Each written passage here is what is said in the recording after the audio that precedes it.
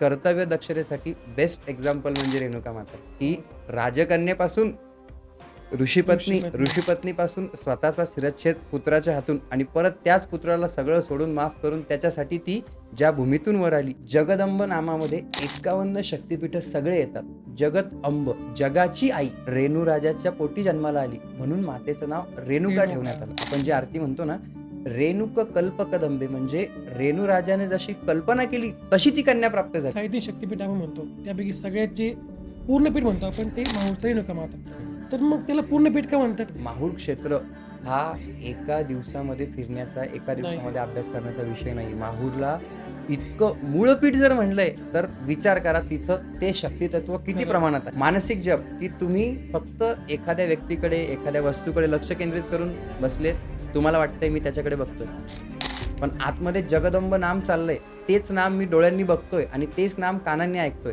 हा मानसिक जप जो आहे ना, हा सहस्त्रपटीनं नाही तर लक्षपटीनं फलदायी आहे. जगदंब नाम अखंड धरलं तर एक दिवस असा येईल की प्रत्यक्ष भगवती त्या नामाच्या याने तुम्हाला दर्शन देईल. अजून काय पाहिजे? नामासारखं तत्व नाही हो, तत्व नाही. आणि जगदंब नाम जर म्हणलं तर भगवती तुमचा आईप्रमाणे सांभाळ करेल. कामधेनू गाय, की जिला हात लावून कुठलीही आपण अपेक्षा केली ती इच्छा पूर्ण करणारी कामधेनू, यम यम चिंता येते ते देणारी, म्हणून ती कामधेनू. प्रकट दिन चैत्र महिन्यामध्ये येतो. आता कथा म्हणलं तर पहिले तर आपण याच्या मागचं कन्फ्युजन दूर करू. मातृतीर्थापासून काही अंतरावरती कोरी भूमी. विष्णू कवींनी एका काव्यामध्ये म्हणलंय की मूळ पीठ कोरी भूमिका, तिथे नांदे देवी रेणुका. नमस्कार मित्रांनो, हॅलो गाईज, कसे आहात? मी प्रसाद तुमचं स्वागत करतो द स्पेशल कॉमेडीच्या आपल्या धमाकेदार नवीन एपिसोडमध्ये. सो गाईज, तुम्हाला माहित असेल की 3.5 शक्तिपीठ बरोबर त्यापैकी जे मूळ पीठ म्हणजे पूर्ण पीठ आहे ते आहे माहूर, म्हणजेच की माहूरची रेणुका माता. सो तुम्हाला माहीत आहे का की माहूरचं दर्शन कसं घ्यायचं किंवा माहूरचं महत्त्व काय, किंवा माहूरला कोरीभूमी आहे तुम्हाला माहीत आहे का? बऱ्याच असं वाटतं की माहूरगड हीच कोरीभूमी आहे, तर नाही, तसं नाही आहे. किंवा आपण रेणुका मातेला कसं प्रसन्न करू शकतो किंवा तिची कशी उपासना करू शकतो, किंवा देवीला गायनसेवा प्रिय आहे हे तुम्हाला माहीत आहे का? सो या सगळ्या गोष्टी गप्पा मारण्यासाठी आज आपल्याबरोबर आहेत श्रेष्ठ रेणुका माता उपासक, श्री शक्ती उपासक देवीदास महाराज देशमुख. सो महाराजांनी त्यांचं संपूर्ण आयुष्य हे रेणुका मातेच्या सेवेसाठी आणि उपासनेसाठी वेचले. सो जर तुम्ही आपल्या पॉडकास्टवर नवीन असाल तर सबस्क्राईब करणे, बेल आयकॉनला प्रेस करायला विसरू नका, कारण का मी म्हणतो की the best is to come. So guys, enjoy the podcast. Let's गो.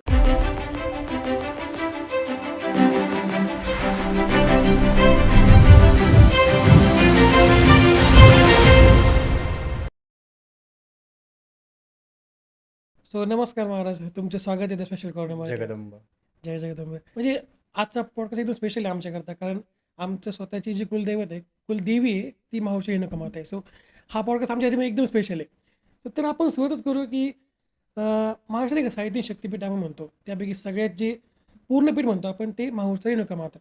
तर मग त्याला पूर्णपीठ का म्हणतात? बऱ्याच जणांना असं वाटतं की रेणुका माता ही फक्त गळ्यापासून वरची जो चेहरा आहे फक्त मातेचा, तर त्यांना वाटतं की 3.5 शक्तिपीठापैकी अर्धपीठ हे रेणुका माता आहे. कारण फक्त चेहरा आहे ना, सदेह पूर्ण नाहीये म्हणून.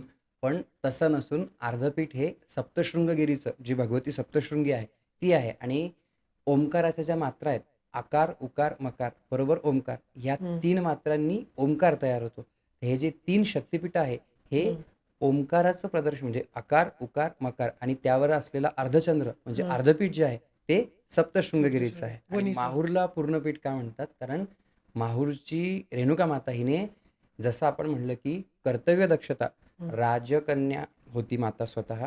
राजाच्या पोटी तिने जन्म घेतला. राजाच्या पोटी जन्म घेऊन म्हणजे वैराग्य बघा, ऐश्वर्यामध्ये जन्म घेतला. ऐश्वर्यातून शिवस्वरूप जमदग्नी ऋषींशी विवाह केला. विवाहाच्या नंतर ऋषीपत्नी म्हणून आयुष्य घालवलं. ऋषीपत्नी म्हणून आयुष्य जगताना पती आज्ञा शिरसावंद्य, पतीचा क्रोध झाला म्हणून पुत्राकडनं शिरच्छेद करून घेतला. आणि शिरच्छेद झाल्याच्या नंतर सुद्धा पुत्राला त्या पुत्राच्या मायेने माफ करून परत त्याच्या दर्शनासाठी, त्याला जे दर्शन द्यायचं होतं मातेला, त्यासाठी परत ती भूमीतून वरती आली. म्हणजे मातेनी संयम आणि सगळ्यात महत्वाचं म्हणजे कर्तव्य दक्षता याचं सगळ्यात बेस्ट उदाहरण म्हणजे रेणुका माता आहे. ही म्हणून ते पूर्णपीठ समजलं जातं. आणि रेणुका माते, मी बऱ्याचदा बऱ्याच जणांना म्हणलोय की रेणुका मातेसारखं दैवत नाही. का? आजकाल जे घराघरांमध्ये चाललंय ना, वाद म्हणा, कर्तव्य दक्षतेवरनं जास्त वाद होत आहेत. खरंय. तर कर्तव्य दक्षतेसाठी बेस्ट एक्झाम्पल म्हणजे रेणुका माता आहे, की राजकन्येपासून ऋषीपत्नीपासून स्वतःचा शिरच्छेद पुत्राच्या हातून आणि परत त्याच पुत्राला सगळं सोडून माफ करून त्याच्यासाठी ती ज्या भूमीतून वर आली ते म्हणजे माहूर, आणि तिथं तुमच्या आमच्यासाठी भगवती खरंय. आजही शाश्वत रूपाने स्थिर आहे. बरोबर. म्हणून त्याला पूर्णपीठ म्हणलं जातं. हम्म. तर अर्धपीठ नाही येते, कारण गळ्यापासून वरची आहे ना, म्हणून त्याला अर्धपीठ नाही तर गैरसमज. पूर्णपीठ आहे. हा गैरसमज आहे. अर्धपीठ हे सप्तशृंगगिरीचं आहे. आणि माझं जर तुम्ही एक मत विचाराल ना, तर कुठलीही भगवती ही पूर्ण स्वरूपातच आहे. आहे. बरोबर आहे. अर्धपीठ म्हणणं आपण जसं म्हणतो ना, की ठीक आहे शास्त्राने म्हणलं असेल, कुणी ज्यांनी हे केलं असेल, पण सप्तशृंगगिरीचं जर तुम्ही पीठ बघितलं, 18 भुजा आहेत त्या भगवतीला. खरंय. काय विशाल, काय भगवती किती सुंदर, किती मोठी आहे. खरंय. पण हे अर्धपीठ ज्यांनी म्हणलं असेल, पण आपल्यासाठी कुठलीही भगवती ही पूर्ण स्वरूपात आहे, आणि विशेष म्हणजे मातृस्वरूपात. वा.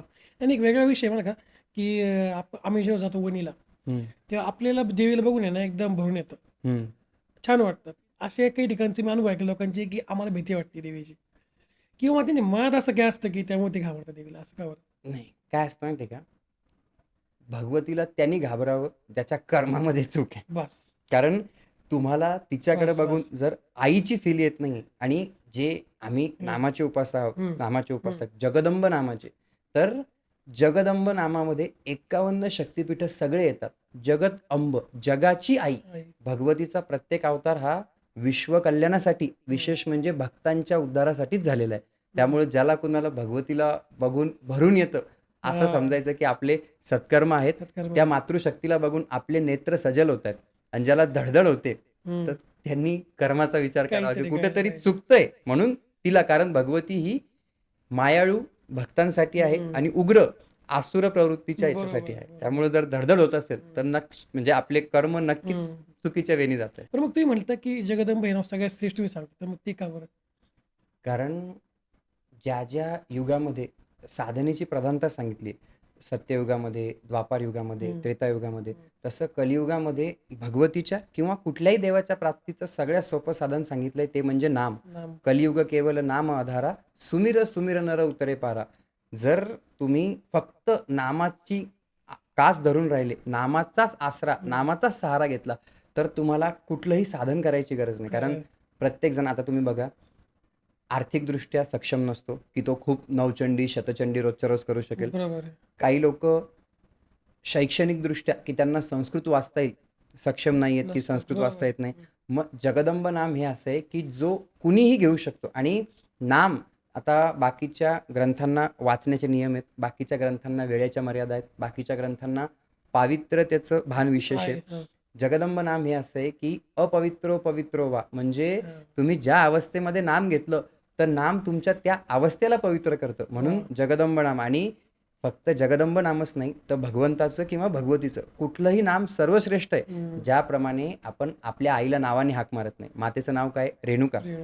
मग त्यामुळं नावानी हाक न मारता तिथे एक आदर दर्शवलाय मातेप्रती. म्हणून जगदंब, भगवतीला काय म्हणलंय, जगत जननी, की जगाची जननी आहे. जगाची अंब, अंब या शब्दाचा अर्थ काय होतो, आई. जगत अंब. म्हणून जो जगदंब नामाची उपासना करतो, जे अण्णास्वामी आहेत माझ्या गुरूंचे वडील, त्यांनी जगदंब नामाचं महत्त्व असं सांगितलंय की जो 4 अक्षरे जपेन, जगदंब जगदंब ऐसे म्हणेन, त्याची दुष्टाक्षरे पुस्तीन ललाटावरची. म्हणजे पूर्वसुकृत जे असेल ते केवळ ह्या नामाने भस्मसात होऊन जाईल. आणि नाम हे भगवतीचं रूप प्रकाशित करेल. म्हणजे तुम्ही जर नामाची साधना करताय, आता बघा, 1 कोटी नामस्मरणापासून तर 13 कोटीपर्यंत नामस्मरणाच्या संख्येचं महत्त्व सांगितलंय. 1 कोटीनी काय, 2 कोटीनी काय, 3 कोटीनी काय, ज्याचा 13 कोटी जप झाला कुठल्याही नामाचा, जगदंब नामाचा नाही, तर सा तरती सा लोकांत तारयती, तो स्वतः तर तरून जातो पण तो लोकाला तारू शकतो. ज्याला त्याची इच्छा असेल की हा मोक्षाला प्राप्त व्हावा, त्याला तो मोक्ष देऊ शकतो. हे फक्त नामानी, बरं का, दुसरं काहीही साधन तुम्ही नाही केलं, फक्त फक्त फक्त नाम. आणि नामाचा जर तुम्ही मला विचारलं की नाम हे विशेष काय, कारण जेही काही उपासनेमध्ये प्राप्त झालंय मला गुरूंच्या आशीर्वादाने, ते फक्त नामानीच झालंय. आणि महाराजांनी आमच्या इथल्या गादीला, ज्या गादीवरती मी, त्या गादीला फक्त नामसेवा प्रदान सांगितली की तुम्ही पण नाम घ्या आणि इतरांकडून सुद्धा घ्यायला लावा. म्हणून जगदंब नाम हे सर्वश्रेष्ठ आहे. म्हणजे प्रत्येक भगवंताचं नाव फक्त नामाशी जोडणं जाणं माणसाने, हे सगळ्यात श्रेष्ठ आहे. तुम्ही कुठल्याही रामनाम, हरिनाम, कृष्णनाम, राधा नाम, जे तुम्हाला प्रिय आहे, फक्त नामाची कास धरा. त्यामुळे नाम संजीवनी आम्ही ऐकतो. हां, मग कलियुगामध्ये पहिले संजीवनी ही एक अशी वनस्पती होती, की जर मृत व्यक्तीला त्या वनस्पतीची मात्रा दिली, तर तो काही वेळासाठी जिवंत व्हायचा, अशी लोकांची धारणा आहे. कलियुगामध्ये त्याची स्मृती लोकांना राहिली नाही, की ती संजीवनी वनस्पती कोणती, आणि तसं जर राहिलं असतं ना, तर कोणी मेलं नसतं बरं. नाही, बरोबर. कारण कलियुगातला माणूस इतका स्वार्थी आहे, की त्यांनी प्रत्येक व्यक्तीला जो मेला त्याला त्या वनस्पतीची मात्रा साठवली असते, बरोबर. कलियुगामध्ये प्रत्येकासाठी नाम हीच संजीवनी आहे. याचा अर्थ असा नाही की कलियुगामध्ये कोणाला मृत्यू येणार नाही, तो येणार, पण नामाच्या येणी तुमचं पूर्वप्रारब्ध धुतलं जाईल. वर्तमान नाम तुम्हाला पापकर्म करू देत नाही. वर्तमान तुमचं चांगलं होईल, आणि जर वर्तमानात पापकर्मच नाहीये तर भविष्य उज्ज्वलच असणार आहे. म्हणून नामाला संजीवनी म्हणलंय, आणि त्याच उद्देशाने ते नाव जे आहे नाम संजीवनी म्हणूनच ठेवलंय, की फक्त नाम, दुसरं काहीच नाही. शाश्वत काही असेल ना ते नाम आहे, आणि जगदंब नाम, कारण आम्ही भगवतीनी विकत घेतलेले दास आहेत, त्यामुळे आम्हाला जगदंब नाम हे सर्वोपरी आहे. वा, वा. नाही, मग तुम्ही म्हणले ना की 1 कोटी 2 कोटी 3 कोटीचं, ती थोडं सांगा ना की त्याचे काय काय फळ भेटतं, कसं काय? सगळ्यात पहिले तर जिद्द. हां. तुम्हाला जर नामाची उपासना करायची, 1 कोटी 2 सोपं कोटी नाही आहे. ही संख्या खूप पुढची राहिली. खूप मोठी राहिली. ज्यावेळेस तुम्ही नाम घ्यायला सुरू करता ना, तर नाम काय करतं, तुम्हाला आतून जे आपण असं म्हणतो ना, जळण म्हणा किंवा एका प्रकारची विशिष्ट तुम्हाला आतमधून स्वतःवरच राग यायला लागतो, किंवा आपल्यामधले दोष जे आहेत ते पहिले पुढे येतात. का? बरोबर. तर नाम पहिले आतली घाण बाहेर टाकतं, बरोबर. पहिले तुम्हाला क्लीन करतं.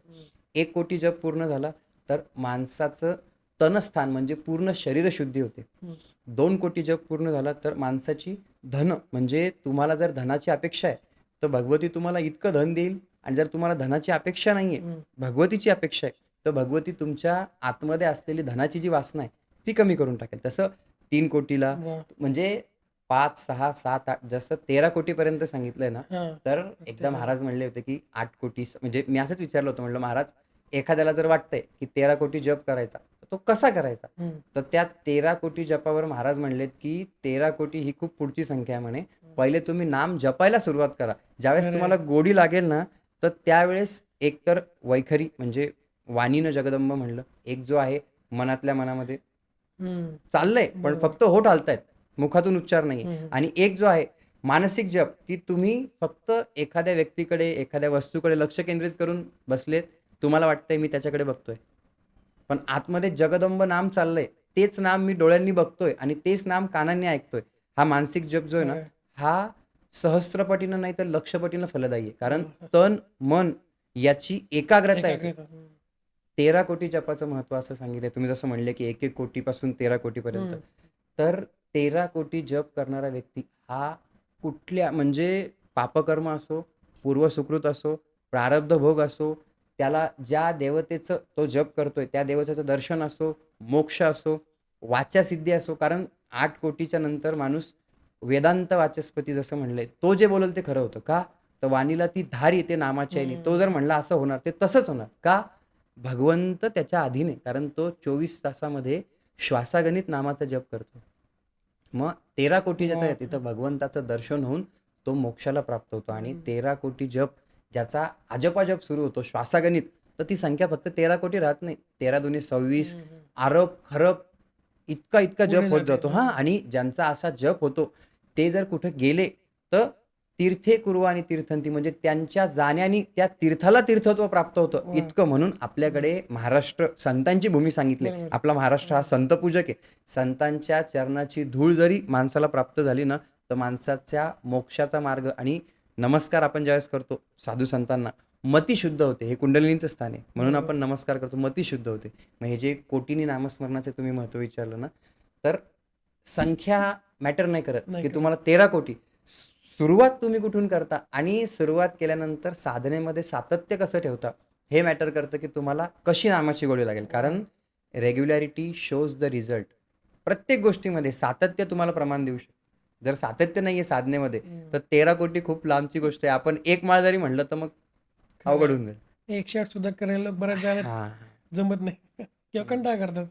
जगदंब नाम हे सर्वोपरी आहे, आणि नामाचं याचं महत्व मी असं सांगेल की मंत्र जे काही बाकीचे धार्मिक विधी ते विधी केल्यानंतर त्या उपासकाला भगवंताच्या मागे फिरावं लागेल.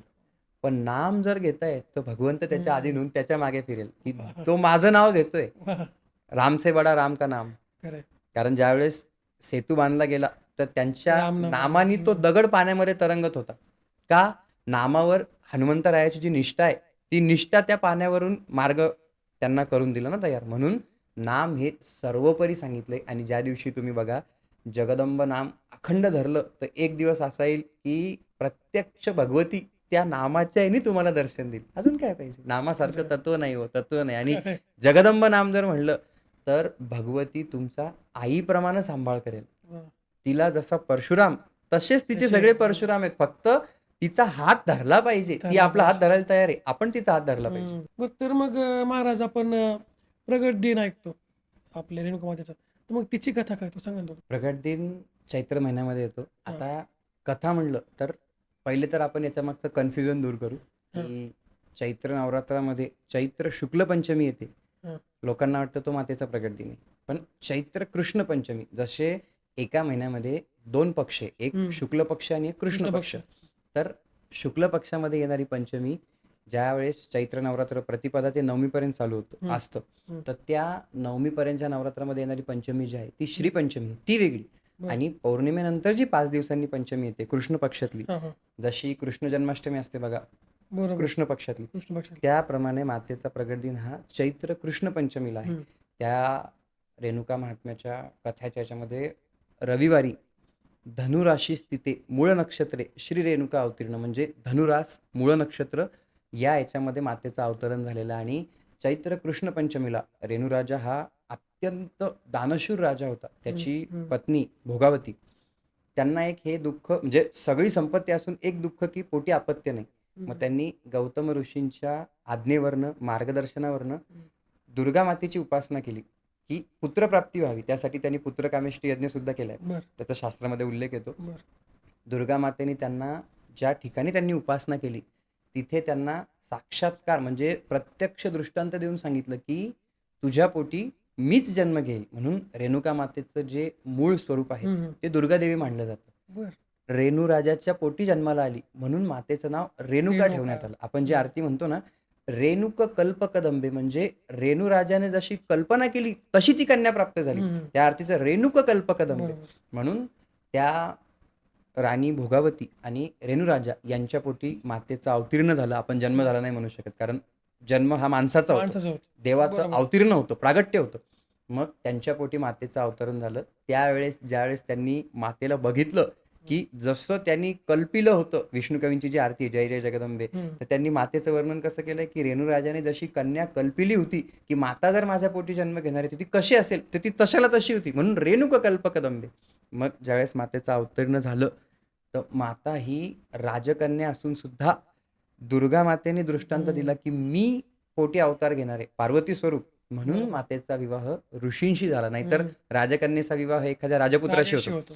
म्हणून मग त्यांचा जो विवाह झाला त्या विवाहामध्ये आपल्या लेकीला, आता ऋषींशी विवाह झाला, ऋषींचं आयुष्य त्यावेळेसची जीवनशैली तुम्ही बघायची, म्हणजे इतकं तपमय आयुष्य, खडतर प्रवास. आणि विशेष म्हणजे आत्ताचं जसं आहे केवळ अर्थ म्हणजे धनाची प्रधानता, त्यावेळेस तसं नव्हतं. त्यावेळेसचे ऋषी हे केवळ आणि केवळ उपासना आणि भगवंताला प्रायोरिटी देणारे होते. त्यामुळं भगवतीला ज्यावेळेस त्यांच्याशी विवाह करून दिला रेणुराजांनी, तिला तिच्या वैवाहिक जीवनामध्ये कसली कमी पडू नये म्हणून कामधेनू गाय, की जिला हात लावून कुठलीही आपण अपेक्षा केली ती इच्छा पूर्ण करणारी कामधेनू, यम यम चिंतयते ते देणारी, म्हणून ती कामधेनू. मग ती मातेला त्यांनी विवाहामध्ये दिली की ह्या गायीच्या तुझ्या ज्या काही आश्रमामधलं संगोपन म्हणा, जे पहिले आश्रमामध्ये वेदाध्ययनासाठी शिष्य असायचे बघा गुरुकुलामध्ये, तर त्यांचं संगोपन म्हणा, रोजचं आश्रमामध्ये होणारं अन्नदान म्हणा, ह्या सगळ्या गोष्टीसाठी ही कामधेनू तुला सहाय्यभूत ठरेल. म्हणून ती मातेला कामधेनू दिली. आजही चैत्र कृष्ण पंचमीला, म्हणजे प्रत्येक वर्षी तसं तर सद्गुरूंनी लावून दिलेला उत्सव आहे, पण आपल्याकडे भगवतीला त्या दिवशी मोगऱ्याची आरास होते, कारण ऋतुपुष्प आहे, त्या सीझनमध्ये मोगरा अवेलेबल असतो. त्या दिवशी भगवतीचं राजोपचार पूजन होतं. भगवतीचं सकाळी मंगल स्नानापासून पंचपक्वान्नांचा नैवेद्य, संध्याकाळचा राजोपचार, जेही काही विधी आहेत, कारण आपण आपला वाढदिवस जसा साजरा करतो, आपण जन्माला आलो तसे जाणार आहोत, कुणीही शाश्वत नाही आहे. भगवती ही शाश्वत आहे. आपण नव्हतो तेव्हाही ती होती, आजही ती आहे आणि आपण नसतानाही ती असणार. म्हणून भगवतीचा प्रगट दिन तर प्रत्येक आता भगवतीचाच नाही, तुम्ही ज्याही देवतेचे उपासक असाल ना, त्या देवतेचा प्रगट दिन तुम्ही त्याच हर्षोल्लासाने साजरा करायला पाहिजे. का? तर तुमचं ते इष्टदैवत आहे. त्याच्या कृपेनंच तुम्ही इह आणि पर म्हणजे इथला प्रवास सुद्धा आणि मोक्षाचा प्रवास सुद्धा त्याच्या कृपेनं चालणार आहात ना. खरंय. म्हणून प्रगट दिन हा तितक्याच आनंदानं आणि भगवतीला सजीव समजून साजरा करावा, की आपल्यामध्ये जसा जीव आहे तसा तिच्यामध्ये आहे. वा. कामधेनू दिलेली आहे राजाने रणराजाने जमदग्नी ऋषींना, हे सुद्धा बऱ्याच जण माहीत नसेल. आणि कदाचित त्याचा उल्लेख आहे वाटतं मोहरगडात, बरोबर? आहे भागवतीचं म्हणजे तुम्ही जर हे बघितलं ना, रेणुका महात्म्य. आता एक रेणुका महात्म्य मिलिंद माधवांनी लिहिलेलं आहे. हां. ते 181 ओव्यांचं आहे आणि एक जे संक्षिप्त रेणुका महात्म्य 13 अध्यायांचं मोठं, त्यामध्ये उल्लेख आहे. आणि एक गोष्ट मी हे सांगेल, की बाबा उल्लेख नाही म्हणण्यापेक्षा आपण असं म्हणू, की आपल्याला माहिती कमी. आपल्याला माहित नाही. कारण माहूर क्षेत्र हा एका दिवसामध्ये फिरण्याचा, एका दिवसामध्ये नाही. अभ्यास करण्याचा विषय नाही. माहूरला इतकं मूळपीठ जर म्हणलंय, तर विचार करा तिथं ते शक्तितत्व किती खरंय, प्रमाणात आहे. खरंय, खरंय. म्हणून माहूरची ज्यांना कुणाला वाटतंय ना, की रेणुका मातेला समजून घ्यायचंय, तर त्या लोकांनी विशेष वेळात वेळ काढून एक हप्त्याभरासाठी हं. तिथं जावं, राहावं, सगळं बघावं. कारण एक म्हण आहे मराठीमध्ये, कानामध्ये आणि डोळ्यामध्ये 4 बोटाचं अंतर आहे. तर जे ऐकलं त्याची पटपडताळणी करून बघावी स्वतःच्या डोळ्यांनी, असं आहे की नाही, आणि मग त्यावरती मत मांडावं. माहूर क्षेत्र म्हणजे हं. मूळपीठ भगवतीचं सगुण साकार स्वरूपामध्ये प्रत्यक्ष प्रकट झालेलं जे स्वरूप आहे तांदळा, तिथं भगवती विराजमान आहे. खरंय. अजून काय त्या क्षेत्राची महती आपण काय सांगणार? आपल्या वाणीला तेवढं सामर्थ्य नाही की त्या क्षेत्राची महती आपण सांगू शकतो. खरंय, खरंय. तर मग माहूरगडावर देवीचं आगमन कसं झालं होतं, किंवा ती कथा आहे नाही का, शिरच्छेद केला जमदग्नी ऋषींनी, तर मग ती कथा तुम्ही सांगाल का? परशुरामांनी त्याच्यामध्ये पण शिरच्छेद कन्फ्युजन केला. आहे बऱ्याच जणांची. हां. त्या म्हणजे ज्यावेळेस रेणुका माता आणि जमदग्नी ऋषी हे त्यांच्या आश्रमामध्ये वास्तव्याला असताना, हं. जमदग्नी ऋषी हे शिवस्वरूप मानले जायचे. प्रत्यक्ष आहेतच मानले जायचे आहेतच. काय. हं. आणि त्यांचं जेही काही नैमित्तिक दिनचर्या होती, तर पहिले ऋषी हे असे होते, की जसं आपण आहे, की प्रत्येक जे दैनंदिन काम आहे, त्यामध्ये आपण उपासनेला उशीर झाला तर चालतं. चल. ते आपण पेंडिंगवर ठेवतो. नंतर करू. हां, पण पहिले ऋषी जे असे होते, की त्यांना क्षणार्धाची सुद्धा हे नव्हती आणि पहिले घड्याळ नव्हतं. नाही. सूर्याच्या भ्रमंतीवरनं ते वेळेचा अंदाज लावायचे, की आता सूर्य इकडं आहे, आता माथ्यावर आहे म्हणजे किती वाजले असतील, आता अस्त होतोय म्हणजे किती वाजले, म्हणजे काय वेळ झाली असेल. संध्येची वेळ असो, दुपारचं माध्यान्ह असो, सकाळचं. मग ह्या सगळ्या गोष्टी ते सूर्याच्या भ्रमणावरनं हे करायचे. आणि पहिले ऋषी जे होते ते त्रिकाल संध्या करायचे. गायत्री उपासक असल्यामुळे त्रिकाल संध्या करायचे. प्रत्येक गायत्रीचं जे काही हां. सगळ्यात मेन हां, हां. उपनयन संस्कारानंतर संध्या सांगितली. संध्या. गायत्रीचं अनुष्ठान, मंत्र पुरस्चरण, गायत्री मंत्राचं पुरस्चरण सगळ्यांचे कंटिन्युएशनमध्ये, बरं का, असं नाही एक दिवस केलं आणि सोडून हां, दिलं. हां, तर कंटिन्यू. रेणुका माता जमदग्नी ऋषींच्या संध्येची वेळ, तर रेणुका माता ही पहिले आत्तासारखं नव्हतं, की पाणी घरामध्ये अवेलेबल आहे, नळ चालू केला की घेऊन यावं हां, लागायचं. पाणी घेऊन यावं लागायचं जलाशयावरनं.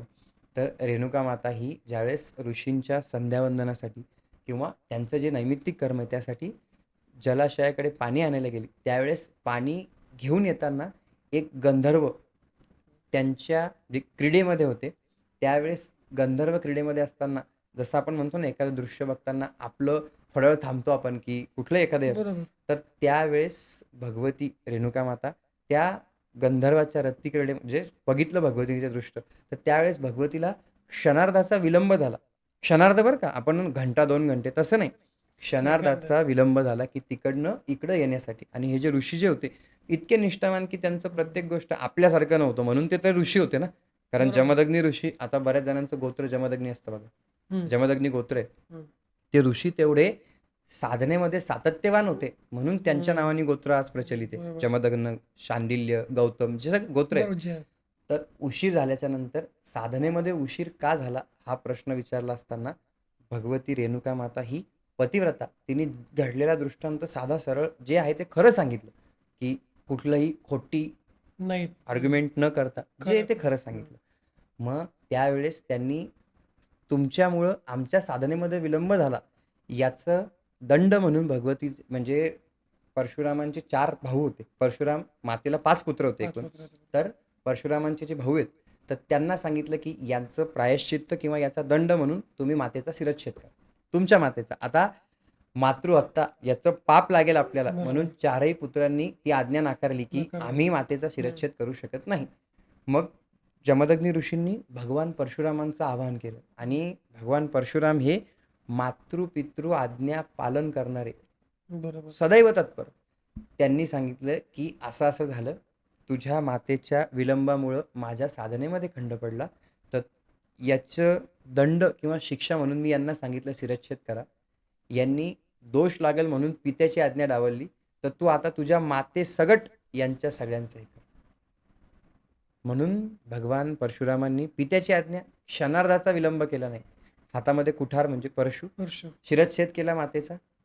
भगवान परशुरामांनी जसा शिरच्छेद केला, जमदग्नी ऋषी, आणि ते सामर्थ्यवान ऋषी होते. आजकाल आपण जसं म्हणतो ना, मी सांगतो म्हणून कर, त्यांच्यामध्ये ते सामर्थ्य होतं. जसा शिरच्छेद झाला, जमदग्नी ऋषी प्रसन्न झाले. तुला काय मागायचंय मागव. परशुरामांनी काय मागितलं की मला माझी माता पुन्हा, माझे भाऊ आणि माझी माता मला पुन्हा सदेह जिवंत पाहिजे, जसे पूर्ववत होते तसे. म्हणून रेणुका स्तोत्रामध्ये उल्लेख येतो की चारी पुत्रासहित ज्यांनी पुन्हा सजीव झाली. ऋषींनी कमंडलूतलं पाणी घेतलं, देहावरती प्रोक्षण केलं, परत जिवंत. हे त्या साधनेचं ताकद होती. म्हणून. आणि त्यांना उशीर का म्हणजे राग का आला की त्यांची ही एवढी लाख मोलाची साधना आणि त्यामध्ये विलंब झाला म्हणून क्रोध आला. तुम्ही त्या साधनेची पातळी बघू शकता की त्यांच्या आज्ञेने शिरच्छेद केला. आता आम्ही एखाद्या मेलेल्या माणसाला जिवंत करू शकतो? सामर्थ्य आहे का? किती सायन्स पुढे गेलं नाही, काय होऊच शकत नाही, कारण ते सामर्थ्यवान शिव अवतार प्रत्यक्ष. म्हणून या साधनेमध्ये विलंब झाला म्हणून त्यांनी सांगितलं. पण शब्द बघा, मी प्रसन्न आहे, तुला काय पाहिजे मग, यांना जिवंत. लगेच क्षणार्धामध्ये परत जिवंत केलं. म्हणजे परशुरामांनी पित्याची आज्ञा पण पालन केली आणि मातृहत्येचा दोष पण घेतला नाही की वरदान तो स्वतःसाठी काही मागू शकले असते. त्यांच्यासाठी मागितलं की माझ्या हातून हे पाप नको घडायला, तुमची आज्ञा म्हणून मी शिरच्छेद केला, तर परत यांना जिवंत करा. मग अशा पद्धतीनं मातेचा शिरच्छेद झाला. परशुरामांच्या मागणीवरनं त्यांना पुन्हा जिवंत केलं. त्या घटनेनंतर काही काळ जमदग्नी ऋषी, मातेचे 4 पुत्र यांनी त्या आश्रमामध्ये, त्यांच्या आश्रमामध्ये वास्तव्य केलं. ती ऋषीपत्नी म्हणून तिने तिचे कर्तव्य खूप छानपणे पालन केले. मी जसं म्हणलं की मातेकडं कामधेनू होती, तर त्या कामधेनू गायीचा मोह किंवा ही गाय आपल्याकडे असावी असा मोह सहस्त्रार्जुन राजाला झाला. आणि त्या गायीच्या मोहापायी जसं ज्यावेळेस ते मागण्यासाठी आले की ही गाय आम्हाला, तो राजा होता, ही गाय आम्हाला आमच्या भंडारामध्ये किंवा आमच्या याच्यामध्ये हवी आहे की तुम्ही इतक्या लवकर इथं आश्रमामध्ये पाकसिद्धी होते, कसं काय. आणि पहिल्या ऋषींच्या वाणीला जे आपण म्हणतो ना खरेपणा का होता, त्यांनी जे बोललं ते का व्हायचं, कारण ते असत्य संभाषण करत नव्हते. एखादा असला असता तो काय म्हणला असता की का सांगायचं आपण आपल्याकडे कामधेनू आहे म्हणून. तर ऋषींनी नम्रपणे सांगितलं की हे राजन, माझ्या आश्रमामध्ये ही दिव्य कामधेनू माता आहे आणि हिच्या आशीर्वादामुळं इथं सगळ्या गोष्टी चालल्या. इथं जे अन्नदान, अन्नसंतर्पण आहे हे हिच्या आशीर्वादामुळे चाललं. मग त्याला ज्यावेळेस मोह झाला आणि हे रेणुका मातेने आणि जमदग्नी ऋषींनी नकार दिला की ती फक्त आमच्यासाठी गाय नाहीये, कामधेनू आमच्या इच्छा पूर्ण करते म्हणून नाहीये, तर गोमाता 33 कोटी देवांचं वास्तव्य सांगितलंय गायीमध्ये, तर ती आमच्यासाठी भगवंतापेक्षा श्रेष्ठ आहे. आम्ही तिची माता म्हणून सेवा करतो, केवळ ती आमच्या इच्छा पूर्ण करते म्हणून सेवा करत नाही. तर ज्यावेळेस ते नाही म्हणले, तर सहस्त्रार्जुन राजांनी आश्रमावरती चाल केली. जमदग्नी ऋषींचा जो वध म्हणता येईल आपल्याला, वध किंवा जो जमदग्नी ऋषींवरती तिथं ज्या आश्रमावरती हल्ला झाला, त्यामध्ये जमदग्नी ऋषींचं ते स्वतः शिवस्वरूपाने लीलेचं जे लीला संपणं म्हणतो किंवा संपुष्टात आणणं म्हणतो, तर ही घटना घडली सहस्त्रार्जुन राजाची. त्यावेळेस परशुरामाला ज्यावेळेस हा सगळा घटनाक्रम कळला की असं असं झालं, त्यावेळेस भगवतीने परशुरामाला वरदान दिलं की तू एक म्हणजे पित्याच्या साधे सरळ स्वभाव, ऋषीपणा जो अंगी होता, ऋषीच होते, जो उपासनेचा भाग त्यांच्या मनामध्ये असताना, इतकं साधं सरळ मार्गाने चालत असताना या राजांनी आपल्या पित्याचं अशा प्रकारे धोकेबाजी केली केवळ एका गायीसाठी. परशुरामांनी याचं राजाला प्रायश्चित्त म्हणून 21 वेळा क्षत्रियरहित अवनी, अवनी म्हणजे पृथ्वी, 21 वेळा पूर्ण क्षत्रियरहित अवनी केली, 21 वेळेस. आणि तुम्ही जसं म्हणले की याच्या मागची कथा काय, तर ज्यावेळेस भगवान परशुरामांनी निक्षत्रिय धरणी पृथ्वी 21 वेळा निक्षत्रिय केली, त्यावेळेस त्यांचं जमदग्नींचं जे पार्थिव आहे, त्या पार्थिवाला कावड कावड म्हणजे माहिती ना, हां हां दोन्ही साईडने. दोन्ही साईडने जसं श्रवणबाळाने त्याच्या श्रावण बाळ. आईवडिलांना नेलं होतं, तसं कावडीच्या एका भागामध्ये भगवान जे ऋषी होते, जमदग्नी ऋषी, त्यांचं शव ठेवलं. एका कावडीच्या एका साईडमध्ये भगवतीला ठेवलं आणि जमदग्नी ऋषींचा जो पार्थिव होता त्यांना ठेवलं. तर भगवतीने परशुरामांना आज्ञा केली की या ऋषींचं तपसामर्थ्य एवढं की यांना जर अंतिम संस्कार अग्नी द्यायचा आहे तर भूमी अशी पाहिजे की जिथं पापकृत्य घडलेलं नको. बरोबर. म्हणून दत्तात्रेयांच्या आज्ञेनी, दत्तात्रेयांच्या पौरोहित्यानुसार भगवान परशुरामांनी जमदग्नी ऋषींचा अंतिम संस्कार जो आहे तो कोऱ्या भूमीला माहूरला केला. आता लोकांना काय वाटतं की गडावर जिथे देवी आहे ती कोरी भूमी आहे, पण नाही. जी कोरी भूमी म्हणजे ज्यांचं अंतिम संस्कार झालेली भूमी जमदग्नी ऋषींचा, ती मातृतीर्थापासून काही अंतरावर आहे. तिथे जे स्थायिक लोक आहे की ते जिथं म्हणजे आमचे क्षेत्र पुरोहित आहेत की ते कथा अशी सांगतात की बाबा आजही त्या भूमीमध्ये भस्माचे काही कण म्हणा किंवा खडे सापडतात का, तर बापरे. ते भस्माचे खडे प्रमाण देतात की यांचा अंतिम त्यावेळेस. संस्कार इथे झालेला आहे, हा ही घटना इथे घडलेली आहे. मग त्या गडापेक्षा म्हणजे जसं जे कोणी साधक किंवा उपासक आहेत ना, गडावर तर दर्शनाला जातीलच, पण कोऱ्या भूमीला मात्र हा, हा. आवर्जून जातील की जिथे बरोबर. मातेचा आणि भगवान जे जमदग्नी ऋषी आहेत, भगवान परशुरामांनी यांचा इथं अंतिम संस्कार केला. म्हणजे मी जसं म्हणलो, कर्तव्य तत्पर रेणुका माता, की ऋषी पत्नी म्हणून ती त्यांच्या पार्थिवासोबत सती गेली माता. बरोबर आहे की नाही? बरोबर. मग जे कोऱ्या भूमीचं तुम्ही विचारलं की तिथे दत्तात्रेयांनी दाखवली जागा की इथं पापकृत्य घडलेलं नाही. मग मी नेहमी आता जे कोणी दर्शनाला जातात ना, मी त्यांना नेहमी म्हणतो की कोरी भूमी तेव्हा जशी होती पापरहित, ती आता सुद्धा तशीच राहू द्या. निदान आपल्या आचरणाने त्या भूमीला कोरी जी आहे ना त्याचं मळकट करू नका, पापाचरण तिथे करू नका. ओके. दर्शनाला जा, भगवतीच्या अस्तित्वाची तिथली अनुभूती घ्या. जमदग्नी ऋषींचं आपल्या मातापित्यांचं, आता जर आपण भगवतीला आई म्हणतो तर जमदग्नी ऋषी पिता झाले, पिता झाले. मातापित्यांचा अंतिम संस्कार झाला, त्या जागेवर जाऊन गांभीर्याने बसा की आपल्याला त्या ऋषींच्या उपासनेचे आम्ही म्हणतो म्हणजे सूक्ष्म अतिसूक्ष्म जे असतात ना, त्यांच्या उपासनेचे किरण म्हणा, उपासनेचे अणुरेणू, परमाणू किंवा आजकालच्या भाषेमध्ये वेव्स, ते आपल्याला त्या जागेतून भेटले पाहिजे. मग ते कधी भेटतील? ज्यावेळेस तिथं आपण जाऊन उपासना किंवा साधना करू. नाही काय करायचं ना, शांत जाऊन बसा. ऍटलिस्ट पापकृत्य तरी करू नका. कोरी भूमी आहे तर कोरीच राहू द्या. मग ते नेमकं कुठं आलं माहूरपासून? माहूरपासून म्हणजे माहूरमध्येच आहे, पण जे मातृतीर्थ आहे त्या मातृतीर्थापासून काही अंतरावरती. आता माहूरला गडावर जाणारा रस्ता आहे तो वेगळा आहे, मातृतीर्थाकडे जाणारा रस्ता आहे तो वेगळा आहे. तर मातृतीर्थापासून समोरच्या बाजूला काही अंतरावर तिथेच कोरी भूमी आहे. आणि पहिले तरी कोरी भूमीवरती काही नव्हतं, पण सध्या आता मागच्या 1-2 वर्षामध्ये तिथे एक ओटा बांधलाय आणि त्यावरती मातेचा तांदळा स्थापित केलाय की लोकांना कळावं, म्हणजे आपण म्हणतो लोकेशन, हा हे लोकेशन आहे म्हणून. मग त्या स्थानाच्या याच्यासाठी तिथे तांदळा स्थापित केलाय. तिथले सेवेकरी आहेत बहुतेक, तर त्या सेवेकऱ्याने तो तांदळा स्थापित केलाय की लोकांना सहजरित्या लक्षात यावं, कारण कोरी भूमी म्हणजे पूर्ण जंगल होतं, तिथं मंदिर वगैरे काहीच नव्हतं. नव्हतं. आता त्यांनी जो ओटा बांधलाय आणि आता त्यांनी त्याच्यावर जो तांदळा स्थापित केलाय त्यामुळे लोकांना कळतं की कोरी भूमी. म्हणजे सांगण्याचं तात्पर्य काय माझं की जा दर्शन घ्या, पण चप्पल काढून ठेवा. का? अंतिम संस्कार झालाय, पवित्र भूमी आहे, मातेचं वास्तव्य. आता तर तांदळा तिथे स्थापित केलाय तर भगवती आहे आणि चप्पल घालून कुठल्या देवाचं दर्शन घेणं ही शास्त्र नियम नाहीये. आणि त्यापेक्षा महत्वाचं परत एकदा सांगतो की कोरी आहे, कोरीच राहू द्या, बस, बाकी काहीच नाही. ही गोष्ट बऱ्याच माहित पण नसेल की कोरी भूमी तिथं आहे.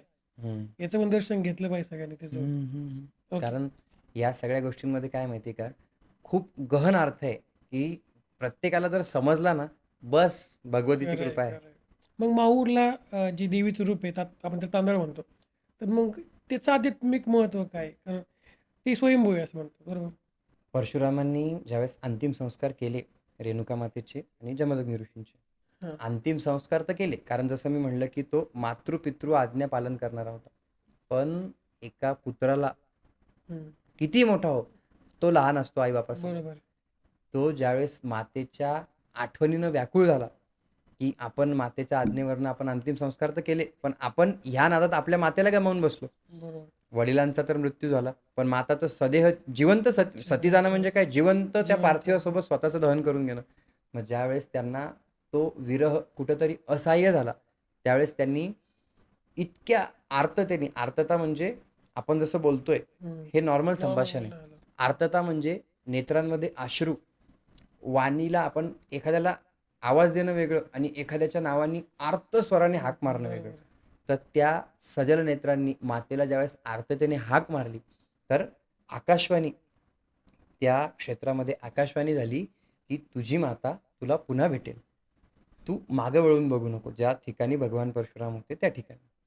भगवती ही जमिनीतून वर येत होती, कारण अंतिम संस्कार झाले म्हणजे काय, देहाचं भस्म झालं. बरोबर. त्या जमिनीतून ज्यावेळेस माता प्रगट होत प्रगट होत होती, होती. तर त्या क्षणी ज्यावेळेस मातेचा चेहरा वरपर्यंत हे झाला, त्या क्षणी भगवान परशुरामांनी पुत्राच्या मोहापायी, की वळून बघितलं. आई प्रगट होतीये परत, वळून बघितलं. तर भगवतीचा तुम्ही विग्रह बघा, तो फक्त तांदळा नाही तर तांदळाच्या भोवती 2 हात आहेत. हम्म.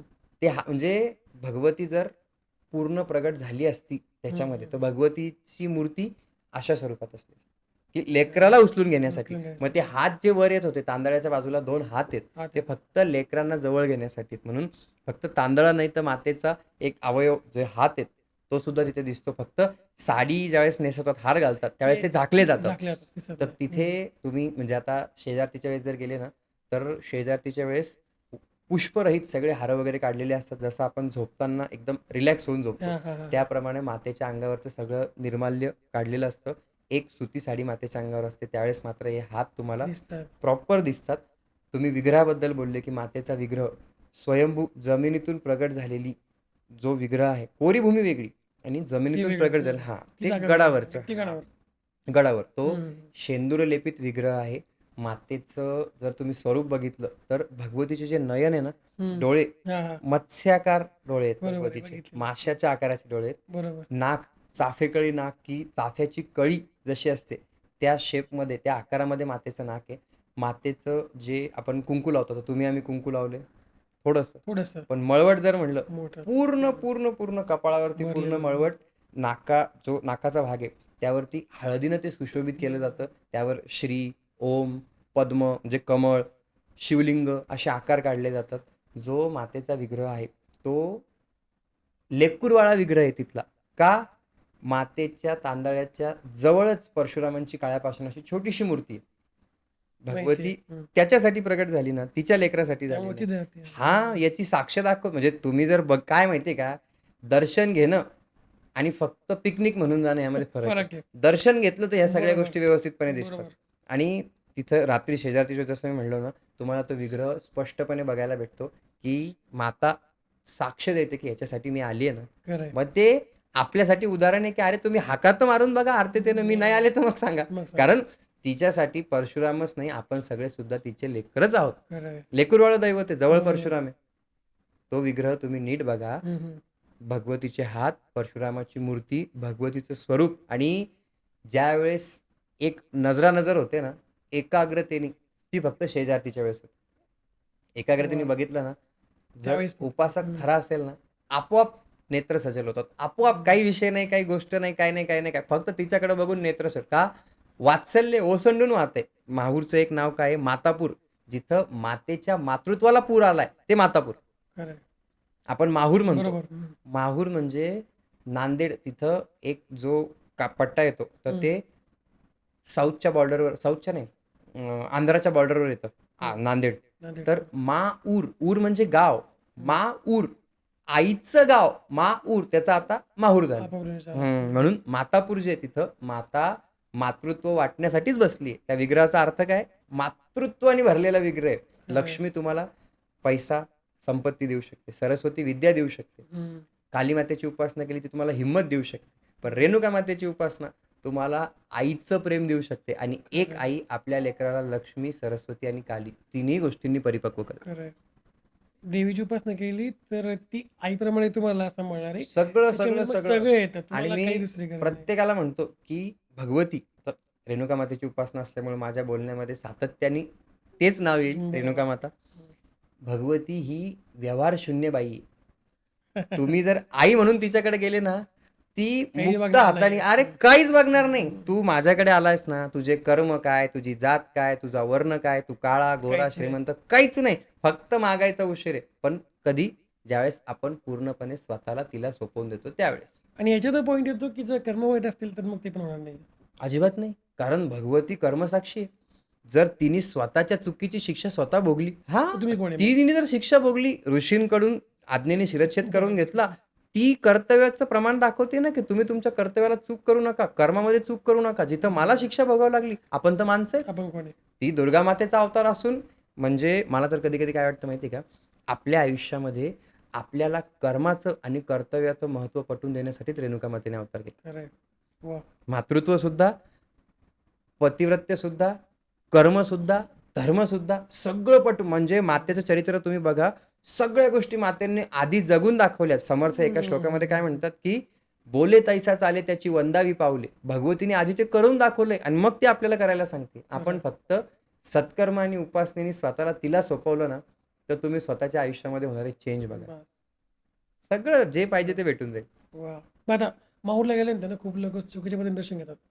फक्त माहूर देवीला जातात आणि तिथं यात्रा संपवतात किंवा वन डे होता की तर याच्यामध्ये काय सांगा की प्रॉपर दर्शन कसं घेतलं पाहिजे, त्याच्या काही यात्रा पूर्ण कशी करता येईल? ज्यांचं कुलदैवत आहे किंवा ज्यांचं इष्टदैवत आहे, हम्म. आराध्य दैवत आहे. हम्म.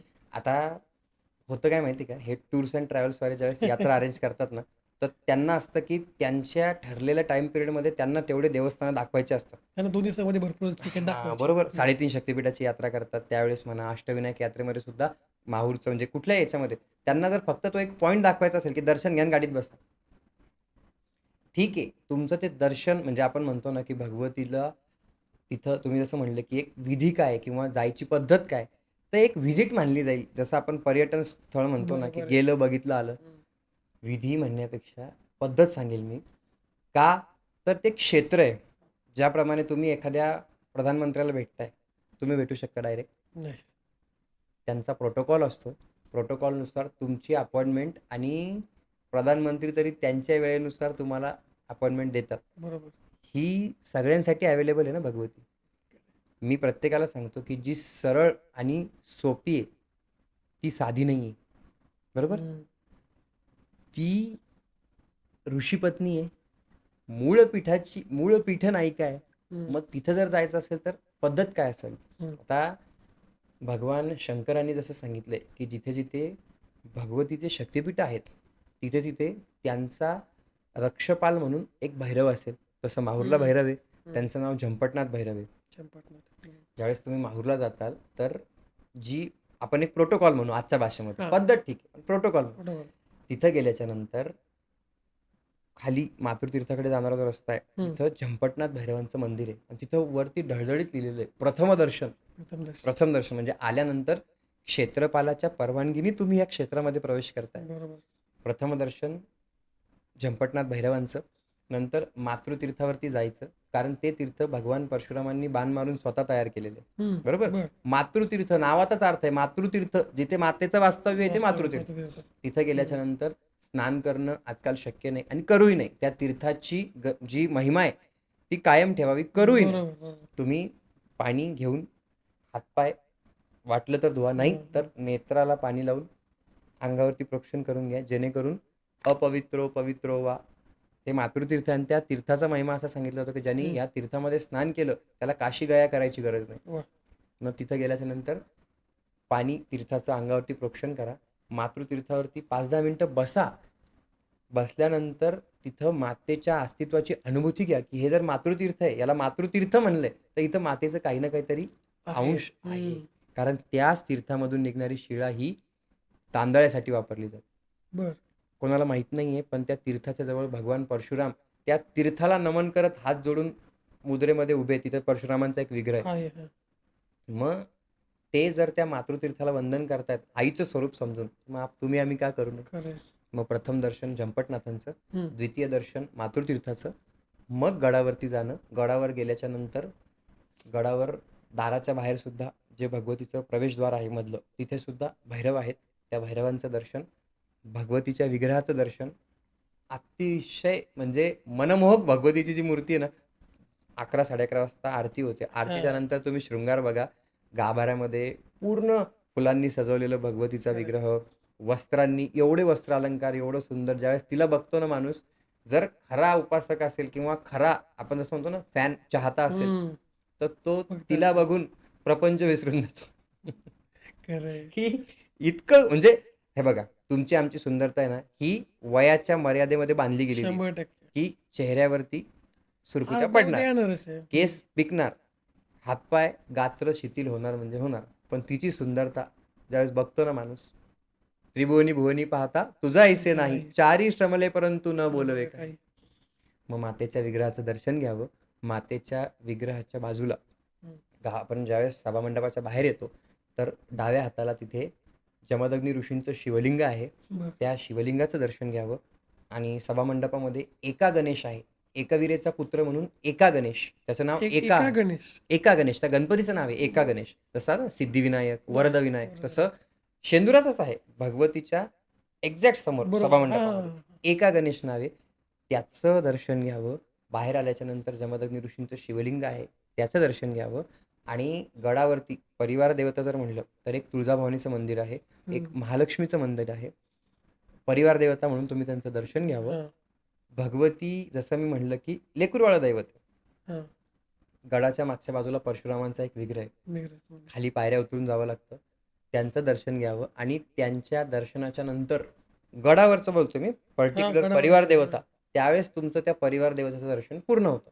आणि तुम्ही म्हणले की विधी दर्शनाचा पद्धत, तर आईला भेटल्याच्या नंतर आपण जसं म्हणतो ना की लेकराला किती वेळ जरी भेटलं तरी आईचं मन भरत नाही. पण माझं असं मत आहे की एक मुक्काम तरी झाला पाहिजे, कारण ते मूळपीठ आहे.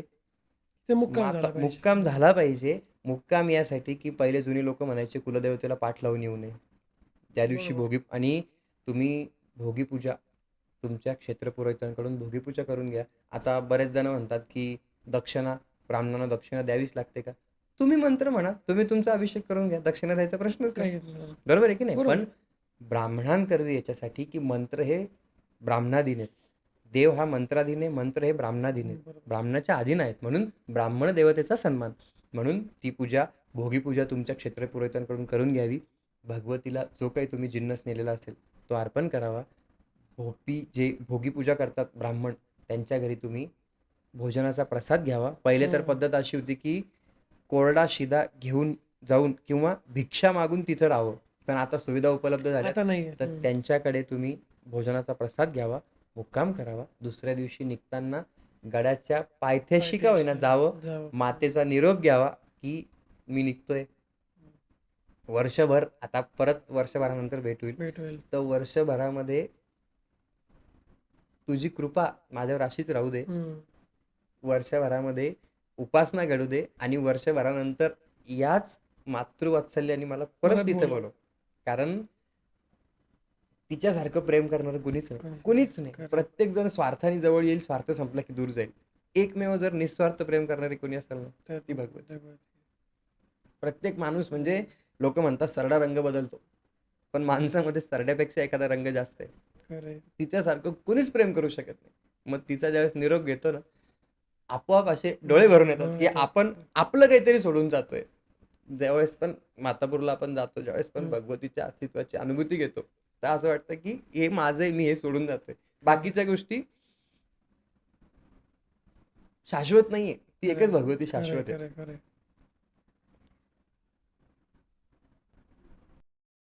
तर मग जेव्हा आपण गडावर जातो तेव्हा तिथं तांबूल विडा आपण नेहमीच बघतो. हो, हे मला याचं खरं कारण माहित नाही, तेवढं तुमच्या बाकीचे तांबूल विड्याचं काय मत आहे? खूप महत्व आहे. कारण बाकीच्या देवी देवतांना विडा अर्पण केला जातो. विडा म्हणजे पानामध्ये जे जिन्नस बांधलेला असतो. बरोबर. एकमेव शक्तिपीठ आहे माहूर की तिथं तांबूल कुटून तयार केला जातो. बरोबर. बाहेर जे कुटणारे बसलेले असतात ना, तुम्ही जर त्यांच्या कुटण्याची शैली किंवा पद्धत बघितली तर बाकीचे जे पानटपरीचे प्रोडक्ट असतात ना, कलकत्ता पान वगैरे, असं कुठले इथे जिन्नस वापरत नाही. आणि असं पण नाही की खूप वेळ लागतो. आपल्या समोर लगेच कुठून 5 ते 10 मिनिटात इन्स्टंट तयार. आणि तिथल्या तांबूलाची चव आहे ना कुठेच नाही. आपण घरी जरी तांबूल बनवलं ना तशी चव होत नाही.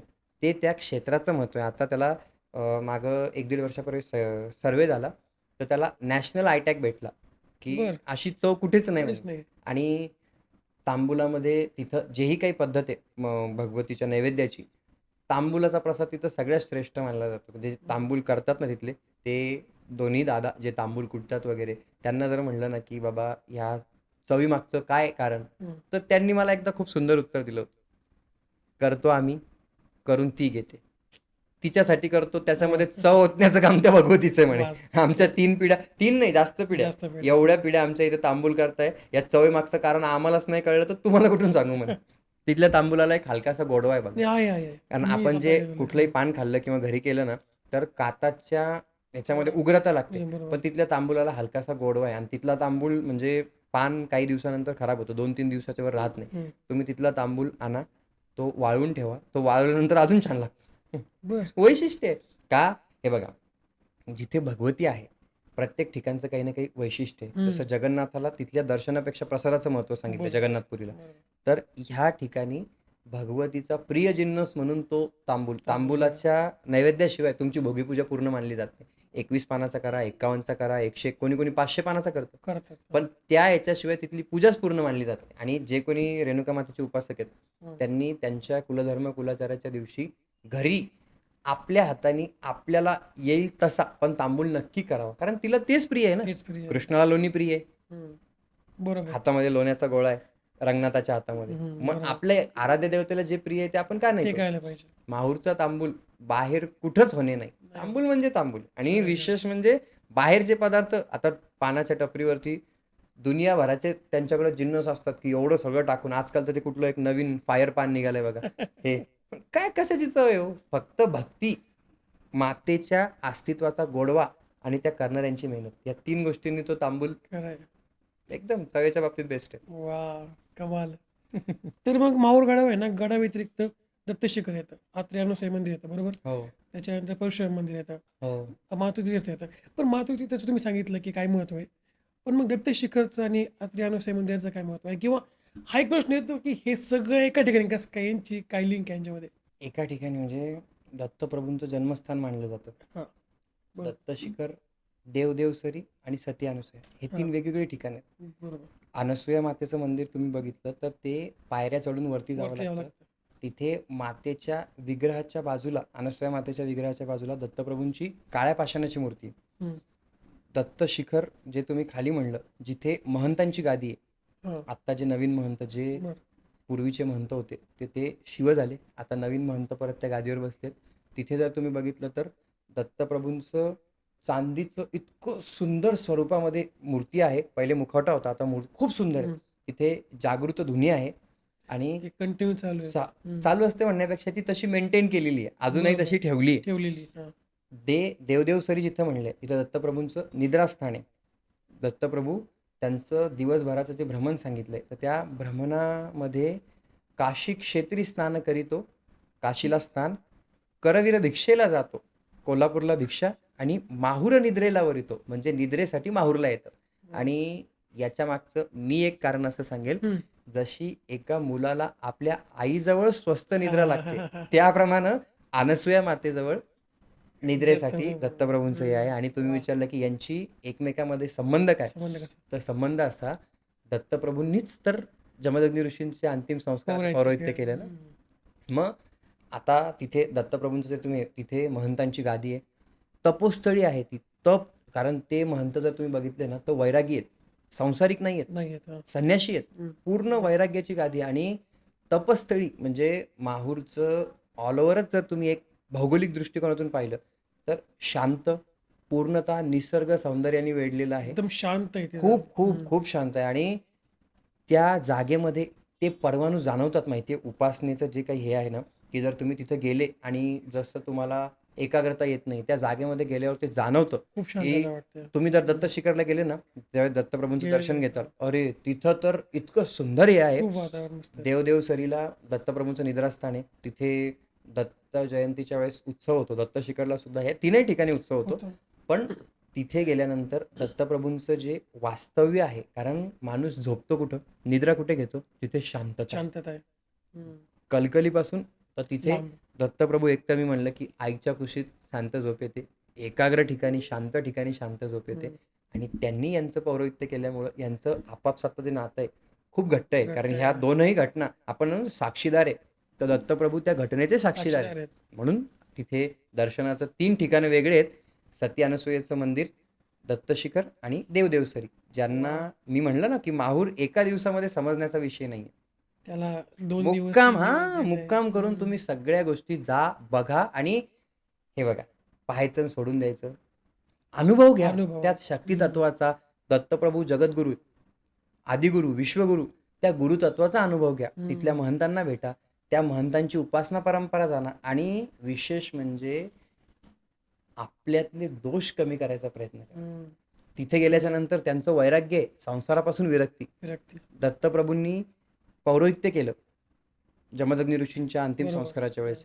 दत्तप्रभूंनी तिथे अनसूया मातेचं जे मंदिर आहे, आपण जसं म्हणतो निद्रेसाठी, या सगळ्यामधून काहीतरी घेण्याचा प्रयत्न करा. नुसतं गेलं, बघितलं, काय आलं, काहीच नाही. कोरडे गेले.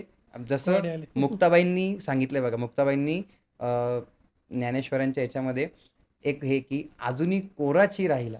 त्यांचं एक की कोरेच गेले आणि कोरेच वापस आले. तर कोरे नका राहू, काहीतरी घेऊन या तिथे. तर मग ती जी धुनी आहे जी कंटिन्यू सुरू आहे किंवा ठेवली गेली तशी, तर त्याच्यामुळे काय आध्यात्मिक कारण आहे किंवा ती कधीपासून सुरू आहे किंवा दत्तप्रभूंचं जर तुम्ही स्वरूप बघितलं तर दत्तप्रभू हे वैरागी आहेत.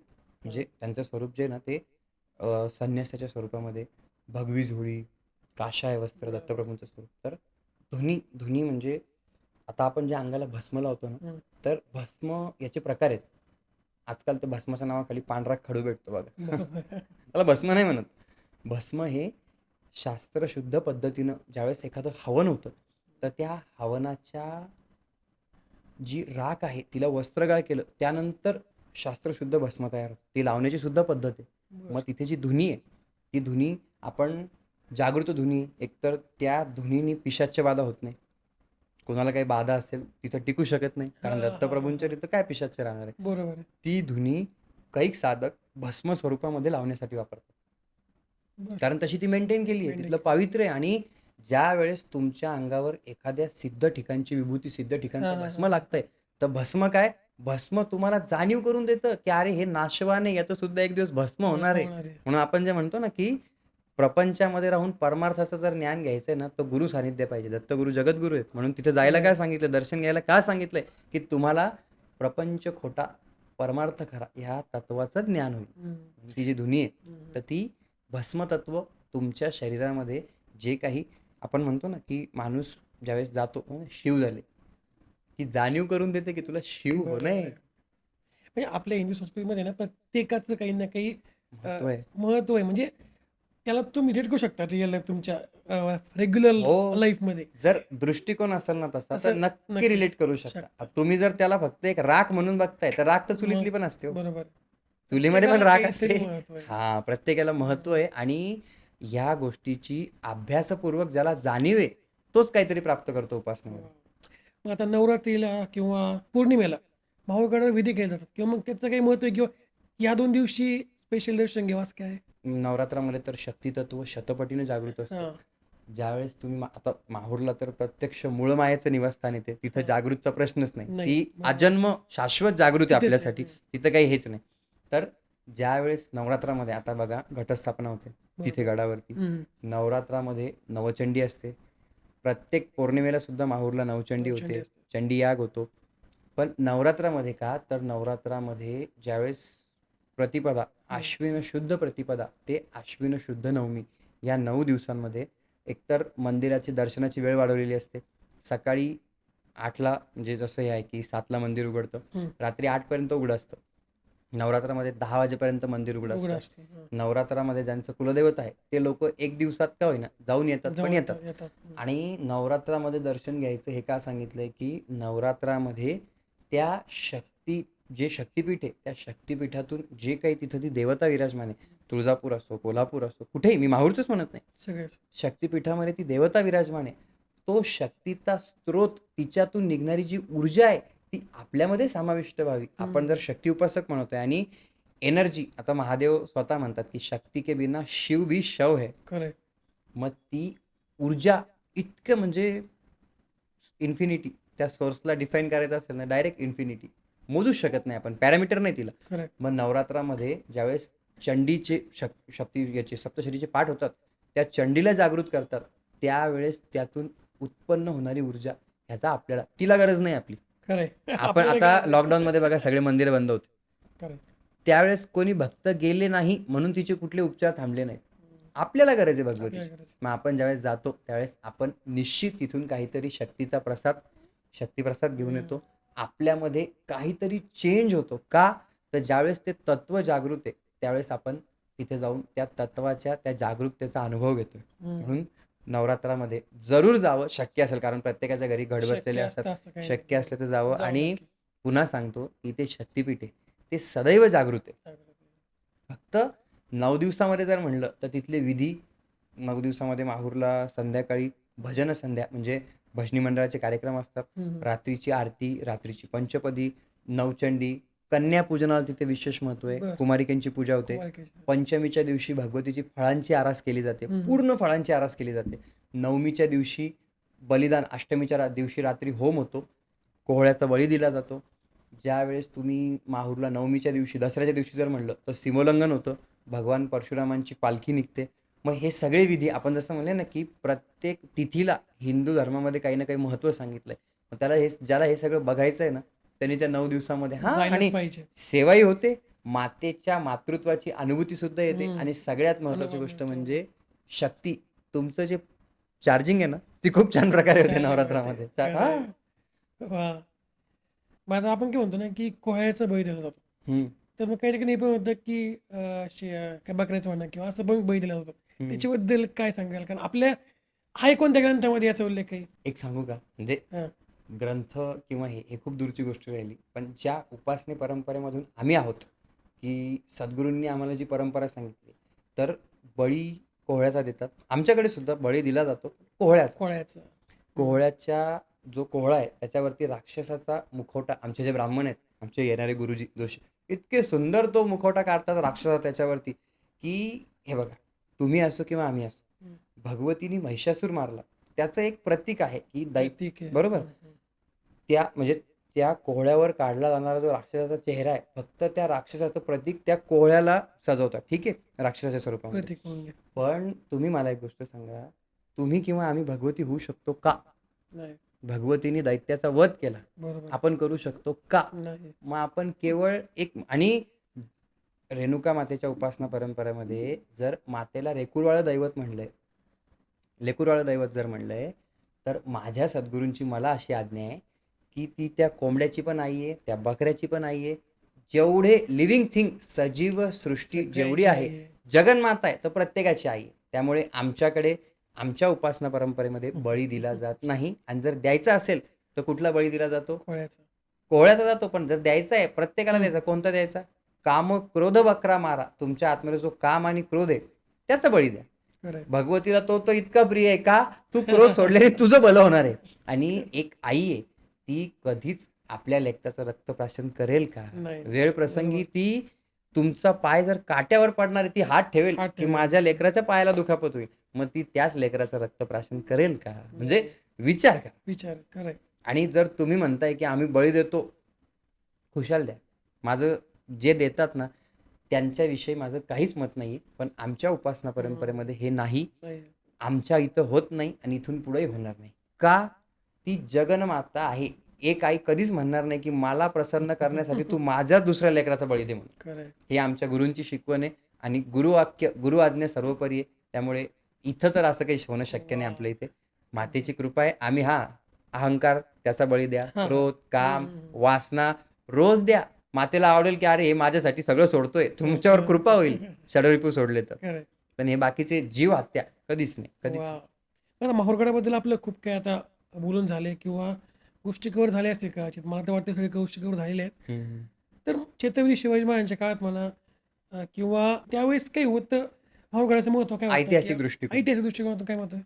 छत्रपतींचं माहूरला असा कुठला विशेष उल्लेख येत नाही. नाही येत. पण यादवकालीन राजांनी जसं ऐतिहासिक जर राजवटीच्या बाबतीत तुम्ही उल्लेख म्हणलेत ना, तर यादवकालीन राजांनी ते मंदिर, त्याचं बांधकाम हे केलेलं असा फक्त उल्लेख येतो. पण छत्रपतींच्या विषयी जर तुम्ही म्हणलं, जसं तुळजाभवानीला उल्लेख येतो की भगवती म्हणजे तुळजाभवानी त्यांना भवानी तलवार दिली, छत्रपतींनी तुळजाभवानीसाठी दागिने दिले, जेही काही हे तुळजापूरला जो उल्लेख येतो छत्रपतींचा विशेषतः, इकडे येत नाही. तसा इकडे येत नाही. इथे यादवकालीन राजांचा उल्लेख येतो की त्यांनी 1300च्या शतकामध्ये भगवतीच्या मंदिराचं हे केलं, असा फक्त उल्लेख येतो.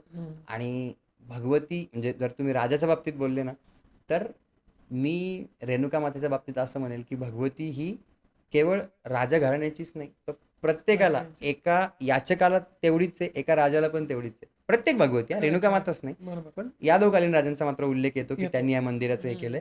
छत्रपतींचा उल्लेख इथे येत मग आता आहे ना, खूप जण काय करतात किंवा आम्ही सुद्धा की तिथे गेल्यानंतर ओटी भरतो देवीची. नाही. तर मग ओटीचं महत्व काय आणि ओटी काय बोलली म्हणजे राम राम राम. देवीचंच म्हणा किंवा आपण बाकीच्यांना पण करतो ना मुलींना आजकाल तर ते ओटीचं विचारूच नका. म्हणजे बघा, तुम्ही ज्यावेळेस भगवतीला काही अर्पण करता, वगैरे. तिच्याकडे काही नाहीये म्हणून तुम्ही तिला देता, अशातली गोष्ट नाही. नाहीये. तिने तुम्हाला खूप काही दिलंय आणि बरोबर. त्या खूप काही मधून एक अंश तुम्ही तिला देताय. बरोबर. ओटीचं मी याच्यासाठी असं म्हणलं की तुम्ही खना नारळानं ओटी हा शब्द वाक्प्रचार हा तुम्ही ऐकला असेल. बरोबर. तर खना नारळानं ओटी म्हणल्याच्या नंतर तिथं प्रॉपर खण पाहिजे ना. हां. ओटीच्या नावाखाली ते माशाचं जाळं, फिशिंग नेट माहिती आहे तुम्हाला, हां. ज्यांनी मासे हे करतात, बरोबर.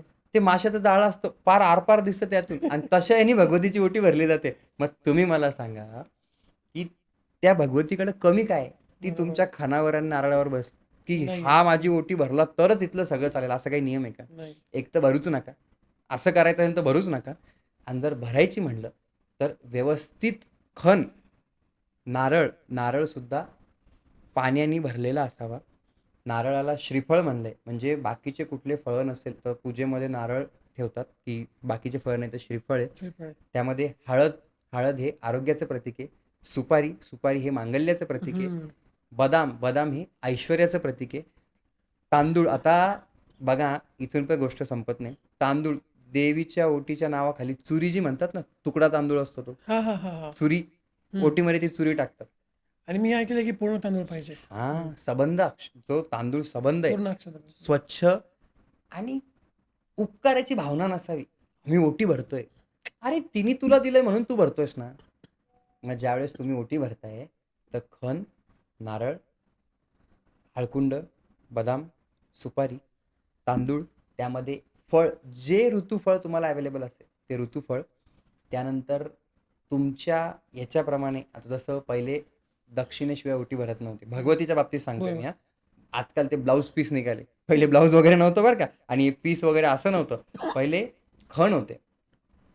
ते जे खण आहेत ना, तर ते खण असे की जे वापरात यावे. आता तुम्ही बघा, देवाला ओटी भरताना एकदम डाग पडलेले ब्लाऊज पीस, छोटे, ते त्रिकोणी कपडे कट केलेले, त्याच्यामध्ये नारळामध्ये पाण्याचा पत्ता नाही, हळकुंड बघितलं तर त्याला भुंगा लागलेला, किडे लागलेलं असतं, सुपारी बघितली तर अर्धी खिडकी असती, तांदूळ बघितलं तर तांदळाच्या नावाखाली चुरी असतात.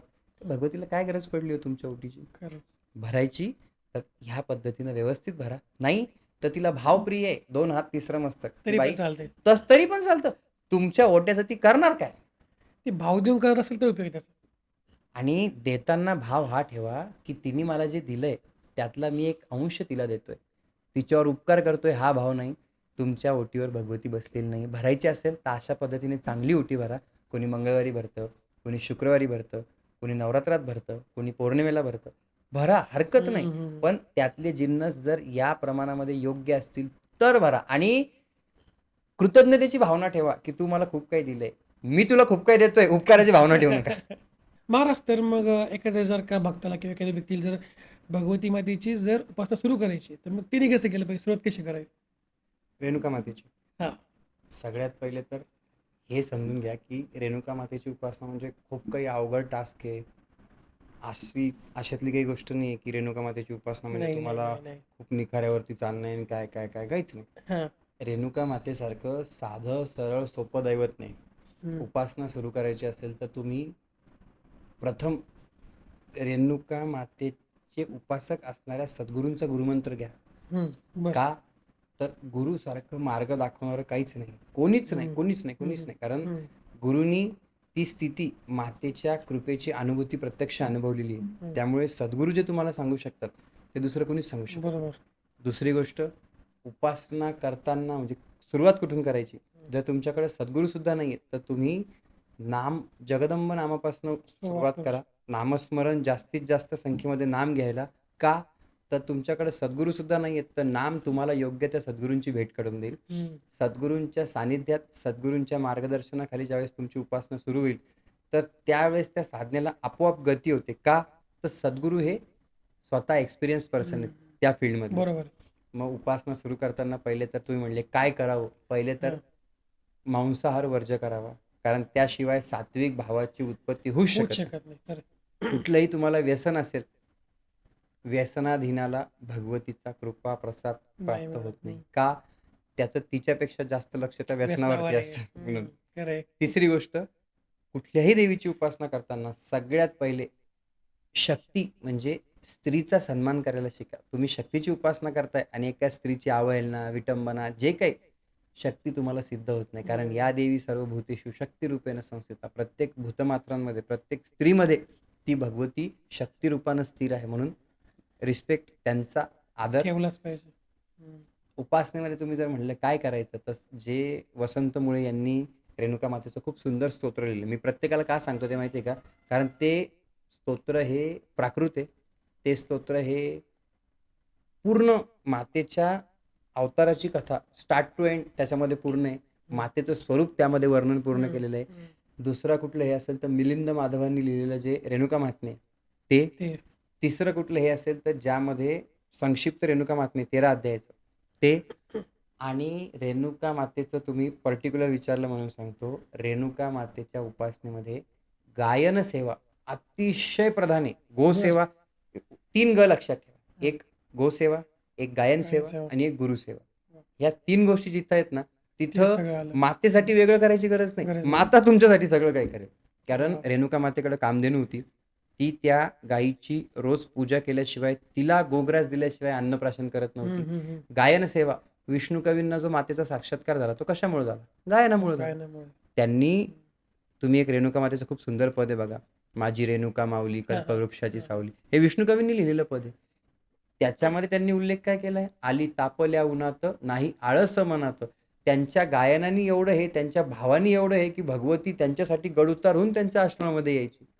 म्हणून रेणुका मातेच्या उपासने परंपरेमध्ये गायन सेवा, हे 3 जे मी स्तोत्र सांगितले, काही मंत्र आहेत पण मंत्र असे सोशल प्लॅटफॉर्मवर सांगणं योग्य नाही. कारण मंत्राला त्याच्या मर्यादा आहे, त्याचं पावित्र्य आहे. नाममंत्र जो जगदंब नाम आहे तो मात्र कुणी कधी कुठेही करू शकतो. कारण माऊलींनी हरिपाठामध्ये काय सांगितलंय की नाममंत्र जप कोटी जाईल पाप.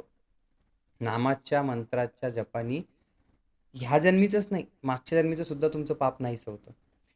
गायन सेवा, गोसेवा, गुरुसेवा, मातेचे हे जे 4 स्तोत्र आहेत ते स्तोत्र, मातेची विधिवत नैमित्तिक उपासना म्हणजे तांदळाचा रोजचा अभिषेक, तांदळाचं पूजन, मातेला आपल्याकडे असणाऱ्या यथामिलित यथोचित उपचारांनी शृंगारित करणं, मातेप्रती कृतज्ञतेचा आणि मातृत्वाचा भाव ठेवणं, ही सगळ्यात महत्त्वाची गोष्ट आहे उपासनेमध्ये. जोपर्यंत तुम्ही तिला एक शिळा किंवा एक दगड म्हणून पुजताय, अनुभूती येत नाही. ज्यावेळेस तुम्ही तिला जसा मी सजीव आणि चैतन्य आहे तशी ती भगवती चैतन्य आहे हा भाव ठेवत नाही, तोपर्यंत काहीच नाही. कारण भावे विन देव न कळे निस्संदेह, गुरु विन अनुभव कैसा कळे. तुमचा भाव पाहिजे, सद्गुरू पाहिजे. सद्गुरूंनीच तर मार्गक्रमण, कृष्णाला काय गरज होती गुरु करायची? पण ते सुद्धा सांदीपनी ऋषींच्या आश्रमामध्ये गेले, वशिष्ठ ऋषींच्या याच्यामध्ये. त्यांनी स्वतः त्यांच्या लीलेतून काय सिद्ध केलं की मनुष्य जीवनामध्ये सद्गुरूला शरण जाणे. म्हणून गुरुशिवाय उपासना होत नाही. आणि गायन, प्रत्येक जण भीमसेन जोशी होऊ शकत नाही, प्रत्येक जण लता मंगेशकर होऊ शकत नाही.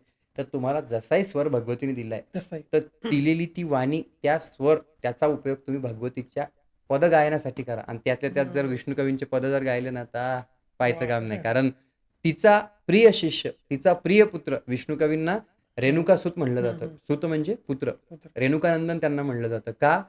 तर त्यांनी प्रत्यक्ष भगवतीला बघितलं. आज तुम्ही जे चित्र बघता भगवतीचं विष्णू कवींच्या मठामध्ये, त्यांना स्वप्न दृष्टांत झाला मातेचा. त्या दृष्टांतातलं त्यांनी स्वतः हे केलेलं की भगवती कशी आहे. आज जे चित्र तुम्ही बघताय ना तर त्या याच्यावरनं हे सगळे चित्र घेतलेले आहेत. पण त्यांनी कशामुळे बघितलं? गायनामुळे. विष्णू कवींचं जेवढं रेणुका मातेवरती लिखाण आहे तेवढं कुणाचंच नाही. एक माझ्या सद्गुरूंचे जे वडील होते, अण्णा महाराज म्हणजे हरिहरानंदनाथ महाराज, त्यांचं आणि विष्णुदास हे दोघं सोडले तर रेणुका मातेच्या आरत्या, काव्य, अष्टक यांचा जेवढा गहन अभ्यास आहे आणि लेखन आहे तेवढं कुणाचंच नाही. म्हणून गायन सेवा मातेला खूप खूप खूप प्रिय आहे. गायन सेवा त्याच्या व्यतिरिक्त, आणि हे जे स्तोत्र वगैरे हे तर आहेच आहे, पण गायन, आणि ते पण आर्तभावाचं गायन. डोळ्यामध्ये अश्रू, मनामध्ये भाव, एक उत्कंठा की कधी भगवती आपल्याला भेटेल, खूप लवकर आणू, खूप लवकर आणू. म्हणजे महाराज काय म्हणायचे, ज्यांनी गायलं त्यांनी पाहिलं, आणि ज्यांनी पाहिलं त्यांनी गाऊनच पाहिलं. म्हणून तेव्हापासून म्हणजे राजोपचार पूजनामध्ये महाराजांच्या सांगण्यावरून ही गाण्याची आवड तेव्हापासून लागली आहे, की भगवतीचा ही जी वाणी आहे, ही तिच्यासाठी वापरावी. मग उपासना सुरू करायची असेल तर ह्या गोष्टी प्रामुख्याने हे कराव्यात. गायन मात्र नसेल येत तर शिकून घ्या, शिकून घे. पण घ्या आणि अनुभव घेऊन पहा. अनुभव घ्या. मग आता जेव्हा उपासना सुरू करतो तेव्हा मग मानसिक तयारी कशी असते बघा, काही जण म्हणतात की आमच्याकडून जपच नाही होते, तर याच्यावर काय म्हणतात? तुकाराम महाराजांनी काय सांगितलंय, की ओले मूळ भेदी खडकाचे अंग, अभाग्यासी सांग कार्यसिद्धी. जर ते ओलं मूळ खडकाचं अंग भेदून जमिनीतून वर येऊ शकतं, तर तुम्हाला कर्म करायला काय प्रॉब्लेम आहे? खरंय. तुम्हाला उपासना करा. आता एखादा म्हणतोय नाहीच होत, तुझ्याकडनं दैनंदिन दिनचर्या 1 तास मोबाईल बघणं होतं, 2 तास गप्पा मारणं होतात, हां. 6-7 घंटे झोपणं होतं, 2-2 घंटे टी व्ही बघणं होतं. मग त्यामध्ये तुम्हाला उपासना होत नाही. खरंय. आणि महाराज म्हणायचे, माझे गुरु नेहमी म्हणायचे, की प्रपंच आपोआप होतो, पण परमार्थ वेळात वेळ काढून करावा लागतो. वा. आणि ज्यावेळेस तुम्ही प्रपंच करून परमार्थ करता ना, तर तुमचा प्रपंच आपोआप चालतो. ती चालवते ना, हम्म. की हा माझी उपासना करतोय, याच्या आयुष्यामध्ये कुठला अडथळा नको, बरोबर. म्हणून ती चालवते ना. बरोबर. मग तुम्ही जसं म्हणले, की मानसिक तयारी काय? एकतर तयारी अशी असावी, की ॲट एनी कॉस्ट मला सद्गुरूंनी सांगितलेला हा मंत्र, ही उपासना, हा जप करायचाच आहे. दुसरी गोष्ट म्हणजे 24 तासाचं जे रुटीन आहे, त्या रुटीनमधला एक ठराविक वेळ उपासनेसाठी द्यायचाच आहे. आणि जसं तुमचं नित्यकर्म आहे, ऑफिस असो, काही असो, खाणं-पिणं, झोपणं, ऑफिस याच्यासोबत आपली उपासनासुद्धा आपलं नित्यकर्म आहे. त्याशिवाय नैमित्तिक उपासना झाल्याशिवाय एक तर अन्न ग्रहण करू नका, एक तर झोपायला जाऊ नका. नियम करा, कारण बाकीच्या नियम गोष्टीसाठी करा. आपण मोबाईल तुम्ही किती वेळ स्क्रोल करता दिवसातून? खूप वेळ. कॉमन आहे त्याच्याऐवजी आजकाल, 7 ते 8 तास कॉमन आहे आजकाल. जपाची माळ जर स्क्रोल केली, तर दोन्ही पण साध्य आहे ना. ते खरंय. नाही होत. ते नाही होणार. मोबाईल ते आणि मोबाईलला तर म्हणजे माझ्या याच्यामध्ये तुम्ही कर्णपिशाच्चनी म्हणतो. सारखं कानाभोवती चालूच असतं काही ना बोलबोल काही, चालू काही आहे. काय याचं पण मोबाईलच्या वापराने तुम्ही सिद्ध होणार आहेत का? नाही. नाही होणार. मोक्षाला जाणार आहेत का? नाही. कृपा प्राप्त होणार आहे का? नाही. उपासनेने होणार आहे. मी असं नाही म्हणत, की 24 तास उपासना करा. थोडा वेळ द्या हां, स्पेशल. 24 तासातले 24 मिनिटं द्या. ठरवून घ्या ना. ठरवून घ्या. तुमचं वेळेचं असं शेड्यूल करा, की हे 24 मिनिटं फक्त भगवतीसाठी आहेत. बाकी 24 तास तुम्ही हे करा. आणि काय माहिती आहे का, कोणी सांगून करणं यापेक्षा मनाने करणं हे जास्त आहे. आता बळजबरीने रेटलं ना, तर माणूस काहीतरी करून टाकतो. एका वेळेस 4-4 मणी ओढतो, की त्याला माळ कंप्लीट करायची. काही फायदा नाही तिथं. का? मनाच्या स्थिरतेशिवाय उपासनेमध्ये सिद्धता नाही. आणि मन इतकं चंचल आहे. आजकाल ती कुठली सुपरफास्ट रेल्वे निघाली आहे, की ती इतक्या ह्याच्यामध्ये इतकं अंतर काबीज करते. बरोबर? Bullet train. बरोबर? त्याच्यापेक्षा मन फास्ट आहे. तुम्ही इथे तुमचं मन अमेरिकेला जाऊन येईल आता. खरंय. मग त्या मनाला जर कंट्रोल करायला माणूस शिकला ना, तर माणूस सहज ह्या षडरिपूंवरती विजय मिळवू शकतो. मानसिकता एकच करायची. मन लागो न लागो, लक्ष लागो न लागो, पहिले तुम्ही सातत्याने बसण्याचा सराव करा उपासनेला. एक वेळ अशी येईल, की उपासना तुम्हाला घेऊन बसेल आणि तुम्हाला जी आनंदाची प्राप्ती होईल ना, ती सातत्याने होईल. 1 दिवस उपासना करायची, 15 दिवस गॅप. महिनाभर केली, 2 महिने गॅप. असं नाही चालणार. रेग्युलॅरिटी पाहिजे. मानस पूजा सुद्धा याच्यामध्ये येते, बरोबर, की तुम्ही इथे तर माहूरला जाऊन सुद्धा तुम्ही हां, मनाने जाऊन तुम्ही पूजा करू शकता. बरोबर, त्याचं काय महत्व आहे? महत्त्व म्हणण्यापेक्षा मानसपूजा हा सिद्धांच्या गोष्टी आहेत या. जे साधनेने सिद्ध झालेत, त्यांचा टप्पा आहे तो मानसपूजा. कारण जर आपली रोजची घरातली देवाची पूजाच होत नाही आपल्याच्यानी, तर मानसपूजा ही खूप खूप मोठा टप्पा आहे. आणि मानसपूजेला सगळ्यात महत्त्वाचं मनाची एकाग्रता आहे. तुम्ही असं म्हणले, की इथं बसलेले आहात आणि माहूरला जाऊन पूजा करून येतात. ते माहूरपर्यंत मन जायला तर पाहिजे. ते दाराच्या बाहेर गेल्यावर पाणीपुरीच्या गाडीवर भटकतंय मन, तर मग काय खरंय. माहूरला जाणार आहे? मग मानसपूजेमध्ये एकाग्रता महत्त्वाची आहे. आणि ह्या पूजेपेक्षा लक्षपटीनं फळदायी मानसपूजा आहे. ज्यावेळेस कुठलाही साधक मानसपूजा करतो, तर मानसपूजेमध्ये त्याला आलेली अनुभूती ही प्रत्यक्षामध्ये म्हणजे मानसपूजा म्हणजे मनामध्ये केलेले उपचार.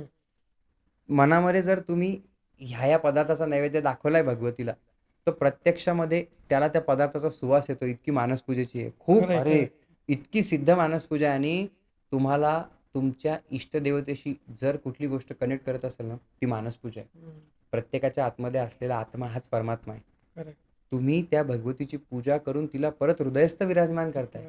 तुम्ही हृदयातून तिला परत आसनावर विराजमान करून तिची पूजा करताय. यापेक्षा श्रेष्ठ काय असू शकतं? पण हा शेवटचा टप्पा आहे. आणि हा टप्पा शक्यतो 100तून 2, 3, 4, 5 यापेक्षा जास्त नाही. जास्त का? नाही. कारण मनाची स्थिरता पाहिजे ना.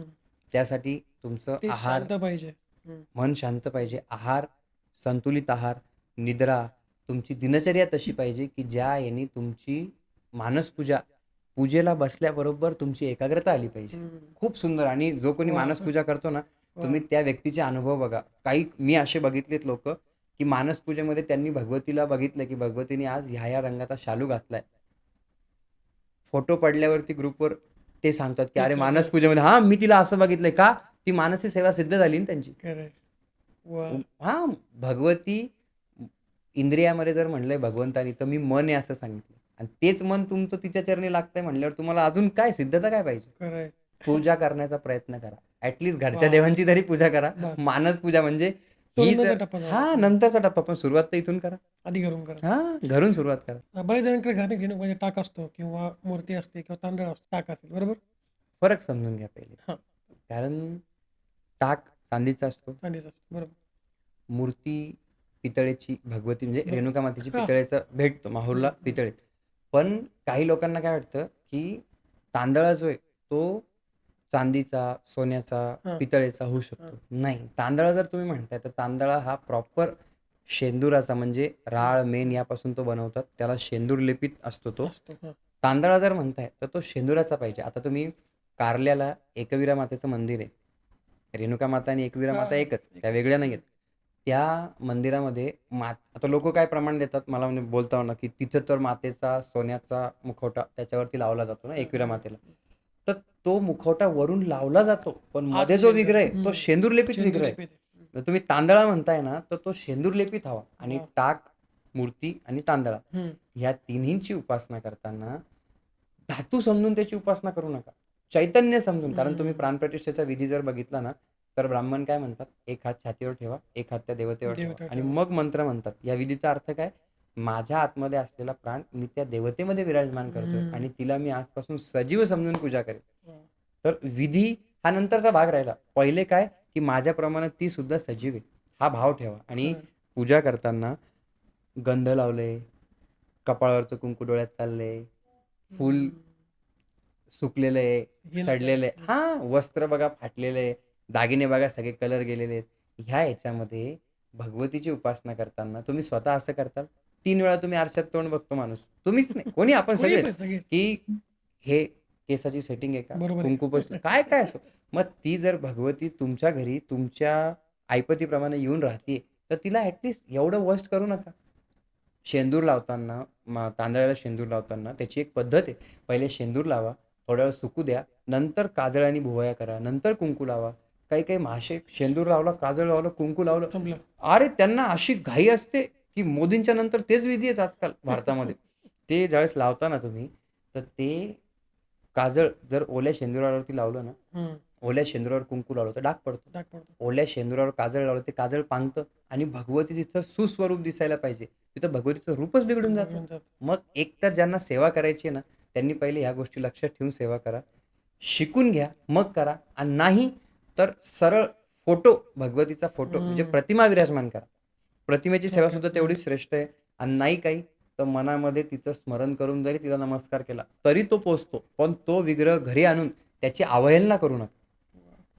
मग आता ज्यांची कुलदैवतच रेणुका माता आहे, त्यांच्या घरात रेणुका मातेचे मूर्ती म्हणा किंवा टाक असतोच. हो. तर मग त्याची मांडणी कशी असेल की त्याची पूजा कशी केली पाहिजे. मांडणी जर म्हणलं ना, तर अग्रस्थानी कुलदैवत सांगितलंय. म्हणजे प्रथम स्थानी जे देवघर असतं आपलं, तर देवघरामध्ये कोणाकोणाचं प्लेन असतं, कोणाकोणाला पायऱ्या असतात. पायऱ्या असतात. तर जे अग्रभाग आहे, कुलदैवत हे अग्रभागी सांगितलंय. आणि कुलदैवतेची ज्यावेळेस तुम्ही मांडणी करता, म्हणजे घरामध्ये टाक म्हणा, मूर्ती म्हणा, तांदळा म्हणा, एकतर तो विग्रह प्राणप्रतिष्ठित असावा.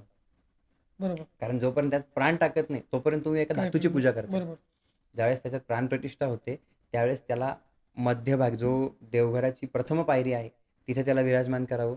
बाकीच्या देवी-देवतांपेक्षा तुमच्या कुळाला जी देवी नेमून दिलेली आहे, हम्म. त्याची उपासना तुम्हाला प्राधान्य आहे, की त्या उपासनेला म्हणजे कुलदेवतेला तुम्ही जाता, बाकीच्या देवी-देवतेला जाता, पण कुलदेवतेला जाण्याचं फळ काय सांगितलंय, की कुळावर कृपा करणारी देवता कुलदेवता. मग तिचं स्थान तुम्ही म्हणले मांडणी, तर सगळ्यात पहिले देवघर अशा पद्धतीने मेंटेन केलेलं असावं, स्वच्छता, की तिथे त्या देवतेचा वास राहिला राहायला पाहिजे. पाहिजे. कोणाचे कपडे बघा, कोणाचे निर्माल्य बघा, कोणाचे ते वस्त्र इतकं म्हणजे असं असतं, की त्या देवावरच उपकार केलेत आम्ही. खरंय. 15-20 मिनिटाची पूजा, त्याच्यामध्ये पाणी ओतलं, ठेवलं, कपडे वाकडे-तिकडे, फुलं कशाच्या कसे वाहिले. अशा ठिकाणी भगवती तिला पण काही चॉईस आहे का नाही? बरोबर आहे. आणि विशेष म्हणजे हे बघा प्रश्न काय माहिती का? तिला कमी काय आहे? तुम्ही तुमच्या घरी पूजा केली काय, नाही केली नाही काय? केली. माहूरला तिची रोज पूजा होते. माहूरला तिला रोज सुंदर, अतिसुंदर शृंगार, शालू, पैठणी एवढ्या भारी-भारीच्या साड्या, खरंय, इतके अलंकार, खरंय. एवढे मोठे. तिला काही कमी आहे का? मग तुम्ही पूजा करताय ती तुमच्यासाठी, तिच्यासाठी बरोबर. नाही नाही, करत. बरोबर. म्हणून मांडणी केल्याच्या नंतर त्या घरामध्ये देवी-देवतेची प्राणप्रतिष्ठा केल्याच्या नंतर सजीव समजून पूजा करा आणि कुलदेवतेचं अग्रस्थानी जे सांगितलंय ना, त्या पायरीवर इतर इतर देवता नसावेत. जी नसावेत. दुसरी पायरी आहे, की तिथे संसारिकाच्या घरामध्ये अन्नपूर्णा आहे, हां, हां, हां, रंगनाथ हां. किंवा आलं लक्षात. बाळकृष्ण आहे, ते आहे. लक्ष्मीची मूर्ती आहे, शंखघंटी आहे, गणपती आहे, नंदी महादेव आहेत. जिथं शिव आणि तिथं शक्ती पाहिजे. म्हणजे शिव शक्ती अभेद्य आहेत. शक्ती तिथं शिव आहे, शिव तिथं शक्ती आहे. नंदी महादेव आहे. पण मग ह्या सगळ्या हे जी दुसरी पायरी आहे, ह्या दुसरी पायरीवरती पायरी. आणि देवघरामध्ये दिवा अखंड ही दीप जसं आपण म्हणले ना भगवती, तसं दिवा हा कर्मसाक्षी आहे. यावत पूजा करिष्यामी तावत स्वाम सुस्थिरो भव. आपण पूजा करतो त्या पूजेचा कर्मसाक्षी दिवा आहे. त्या अग्नीला साक्षी मानलं. जसं लग्नामध्ये फेरे घेतात बघा, सप्तपदी होते, त्यावेळेस त्या अग्नीला साक्षी मानलं गेलेलं आहे. बरोबर आहे की नाही? म्हणून दिवा हा कर्मसाक्षी आहे, की तुम्ही तुमच्याकडून होणारं पूजेमधलं कुठलंही विधान हे त्याच्या साक्षीनं झालंय. म्हणून दिवा, कुलदेवतेची मांडणी जर म्हणलं तर अग्रस्थानी कुलदेवता असावी. काही काही लोक वरती देव, खाली कुलदेवता, आपलं ऍडजस्टमेंट, पण तिथं ऍडजस्टमेंट नाही. तिथं त्या देवतेची प्रधानता सांगितली अग्रस्थानी. वा. तर मग आता नैवेद्याचा विषय आला आपला माहुरगडाचा की तांबूल विडा. तर मग घरात काय करू शकतो आपण? एकतर तांबूल पण तुम्ही घरी करू शकता. करू शकतो. बरोबर. जर योग्य पद्धत माहीत असली तर की तांबूल करताना नागवेलीच्या पानांचं देठ आणि टोक काढून टाकतात. बरोबर. त्याला कात, चुना, त्यामध्ये वेलदोडा म्हणजे विलायची, बडीशोप, सुपारी हे सगळं घालून तुम्ही घरी कुटून प्रिय मिक्सरमधून काढलं ना तर ते एकदम नाही, आता भगवतीला कुठून म्हणजे शरीर कष्ट झाले पाहिजे ना. सेवा करताना शरीर कष्ट झाले पाहिजे. दुसरा नैवेद्य म्हटलं तर पायस भगवतीला खूप प्रिय आहे. आता पायस म्हणजे काही लोक पायस म्हणतात म्हणजे? खीर. बरं. खीर नाही, खीर दुधाची म्हणजे शेवयाची खीर आहे, गव्हाची खीर आहे, रव्याची खीर आहे. हां. खिरीचे भरपूर प्रकार आहेत. हं. पण पायस म्हणलं तर दूध हे शक्यतो गाईचं असावं. मंद आचेवरती आटवलं जातं, त्याला खवा लावतात.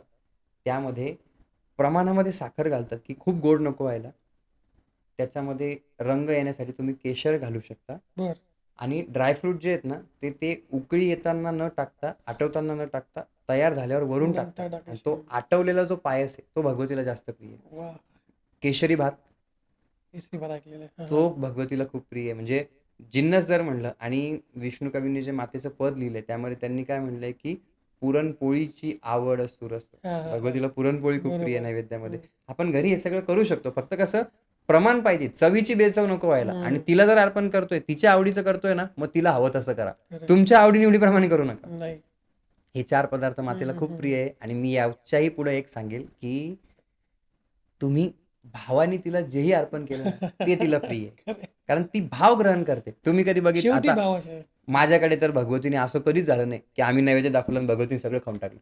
नाही. कधीच नाही. कारण तिला भाव महत्वाचा आहे, भावाची की हा किती आर्ततेने मला अर्पण करतोय, की तुझेच मी तुझसी देता, मी माझे त्यात काय रे.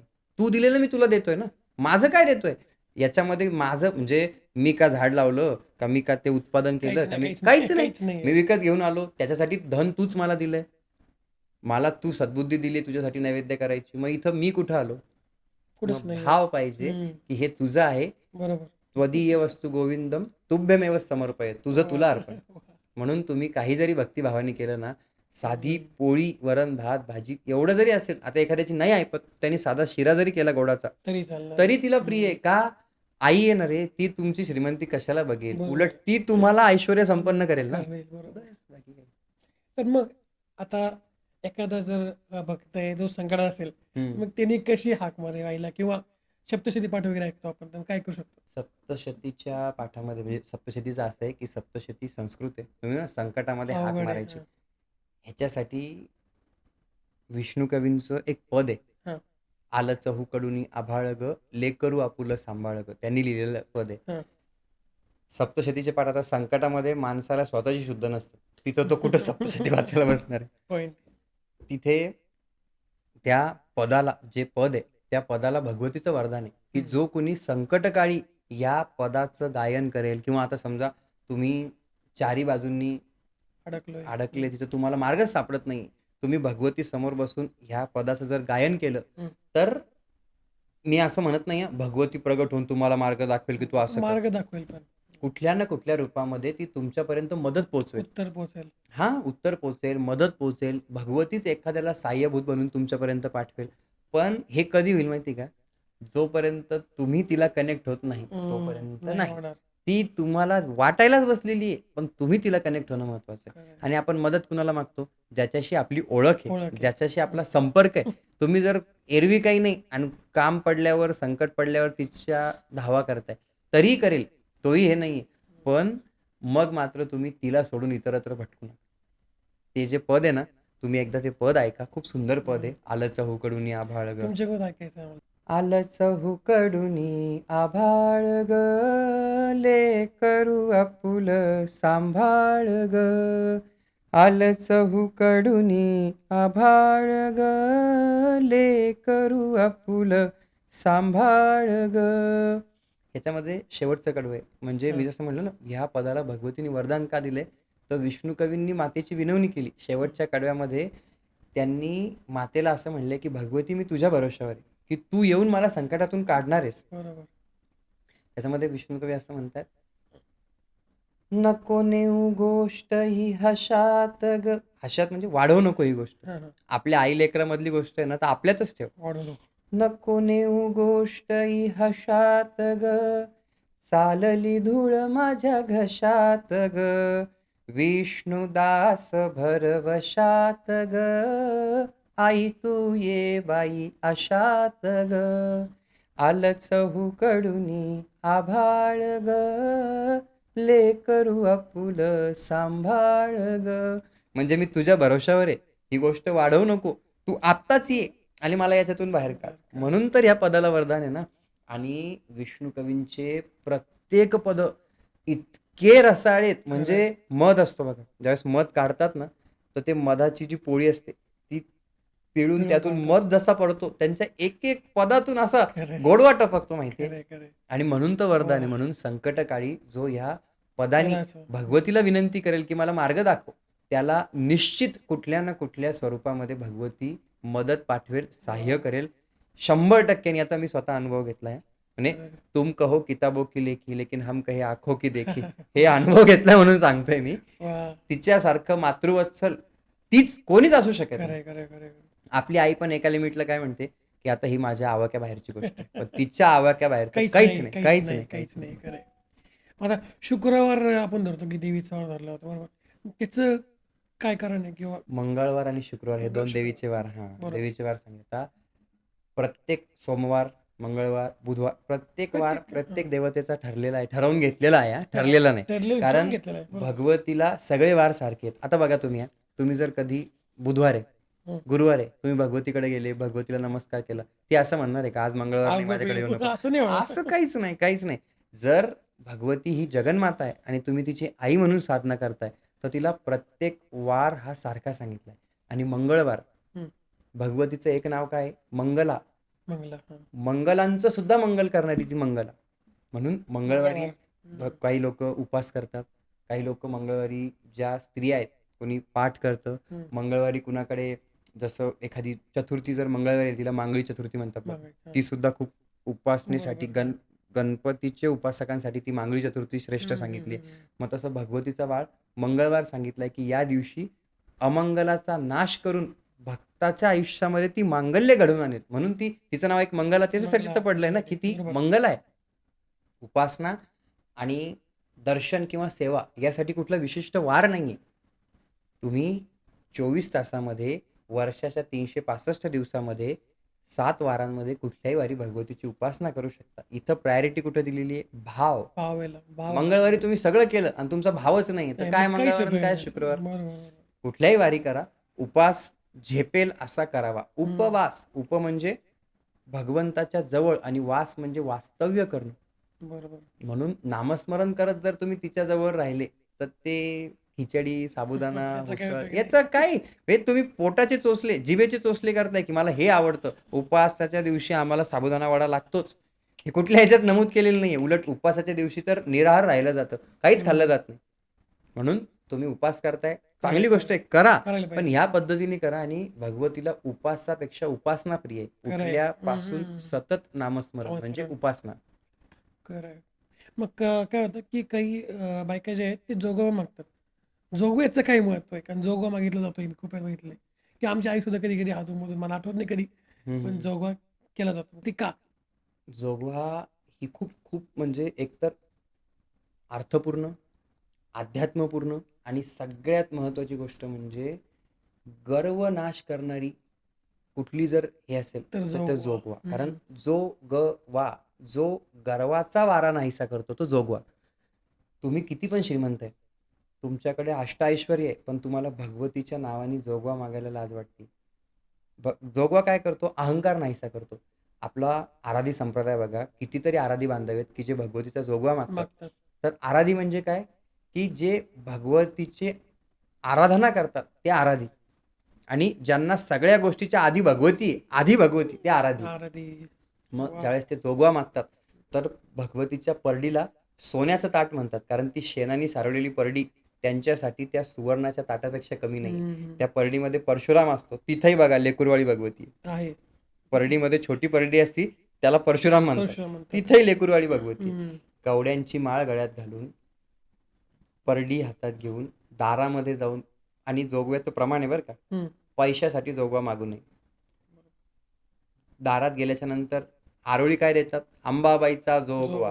हे नाही म्हणत की माझ्या परडीत पैसेच टाक. अंबाबाईचा जोगवा. आणि मग ते जर समजा तुम्ही मंगळवारी जोगवा मागितला, मंगळवारी तुमचं व्रत आहे, उपवास आहे, तर त्या दिवशी 5 घरी मागून जो तुम्हाला जोगवा मागून जे काही त्यामध्ये मीठ पीठ जे भेटलंय, तर संध्याकाळी उपवास सोडताना त्या परडीमध्ये भेटलेलं जे अन्न आहे, जो कोरडा शिदा आहे, त्याचंच तुम्ही स्वयंपाक करून प्रथम भगवतीला अर्पण करून की तुझ्या नावावर मला हे भेटलंय, आणि मग प्रसाद म्हणून ग्रहण करावा. आणि जर समजा तुमच्या परडीमध्ये कोणी पैसे टाकले, दक्षिणा टाकली परडीमध्ये, तर त्या दक्षिणेचा उपयोग त्या भगवतीच्या सेवेसाठी करावा, नका की स्वतःच्या उपभोगासाठी. आणि जोगवा हा पैशासाठी मागितला जात नाही, बरोबर. तो गर्वनाशासाठी मागितला जातो. आजकाल अर्थ बदलला त्याचा. अर्थ बदललाय. आणि जे आराधी बांधव आहेत ना, ते खूप सुंदर अर्थ सांगतात जोगव्याचा. जे आराधी परडी घेऊन अंबाबाईची आराधना करतात ना, बरोबर. ते तर त्यांच्यासाठी ती परडी म्हणजे स्वतःचा जीव की प्राण असतो. आहे. आणि बघितलंय. त्या पौर्णिमेच्या दिवशी त्या परडीला सारवलं जातं.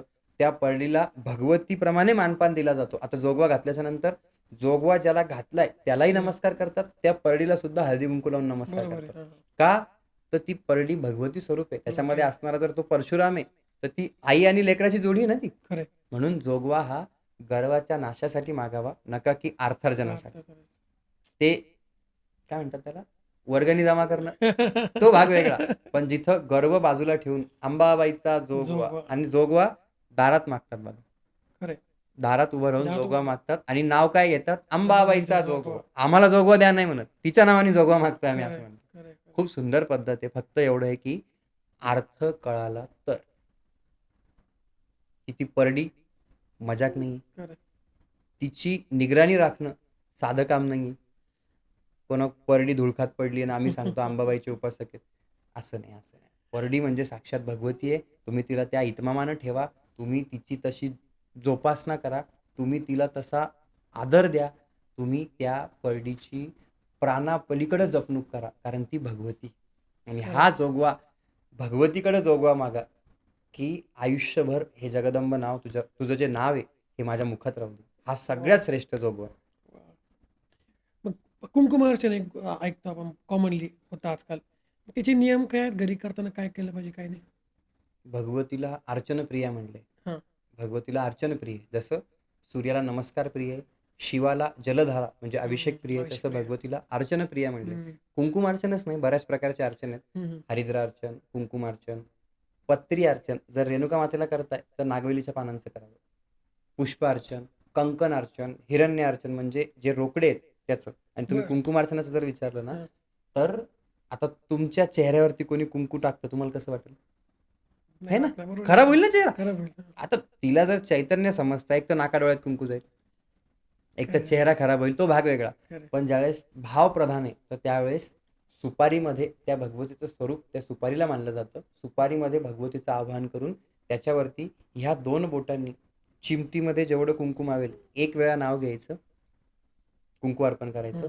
कोणी 108 म्हणजे अष्टोत्तर शत नामावलीनी करतं. कोणी सहस्त्र म्हणजे 1000 नावांनी 1000. करतं आणि जे लक्ष अर्चन करतात एक-एक नावांनी, बापरे! ते अरे! भगवतीचे खूप बापरे! सिद्ध उपासक आहेत आणि ते एका बैठकीमध्ये लक्ष नावांनी लाख. कुंकुमार्चन करतात माहिती आहे? बापरे! आणि ते अर्चन केलेलं जे कुंकू आहे, हां. तुम्ही घरी जर अर्चन केलं, तर हं. प्रसाद म्हणून भगवतीचं कुंकू आपल्या कपाळावरती नक्की लावावं. का? हं, हं. हे कुंडलिनीचं स्थान आहे आणि ज्यावेळेस तुम्ही इथं प्रसादाचं कुंकू लावताय, तर ते कुंकू कुंडलिनीवरती जर कुंकवाच्या स्वरूपामध्ये जगदंबा विराजमान आहे, त्या बुद्धीचा कुठलाच निर्णय कधीच चुकू शकत नाही.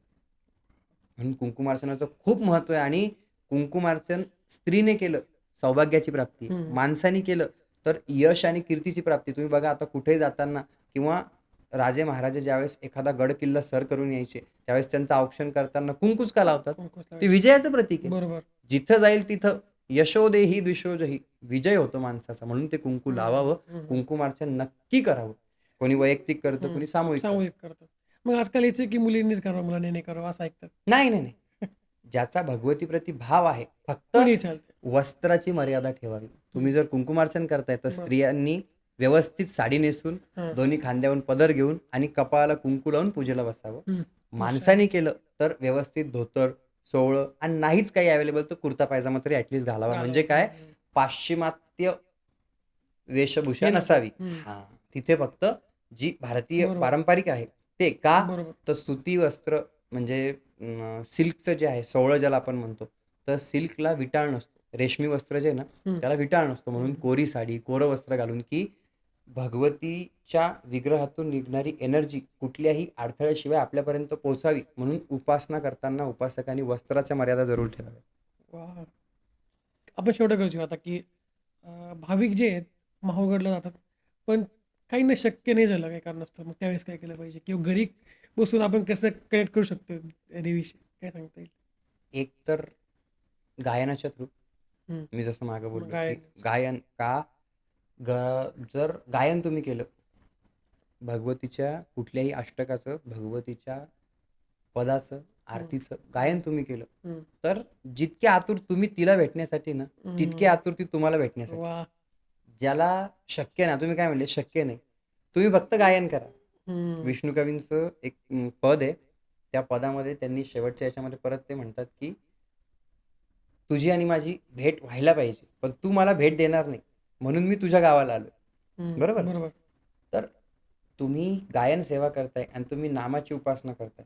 तर भगवती तो योग जुळून आणेल. तुम्हाला ह्या ना त्या कारणाने कोणीतरी असं भेटेल, की आम्ही माहूरला चाललोय. चला. चला. इतकं म्हणजे अचानकरीत्या ती असा अचानक योग होऊन जुळून जाईल. आणेल. हां, कारण तुम्ही तिला रोज गायनाच्या माध्यमातून आठवण काढताय तिची. हां. तर ती तुम्ही फक्त एकदा आठवण काढा. ती डायरेक्ट भेटायलाच बोलवा. भेटायलाच बोलेल. माझी आठवण काढली ना, हं. आणि आपलं इतकं पुण्य नाही ना, तुमचं आहे ना माझं आहे, नाही, की नाही, नाही. भगवती समोर येऊन प्रगट व्हावी. नाही होणार.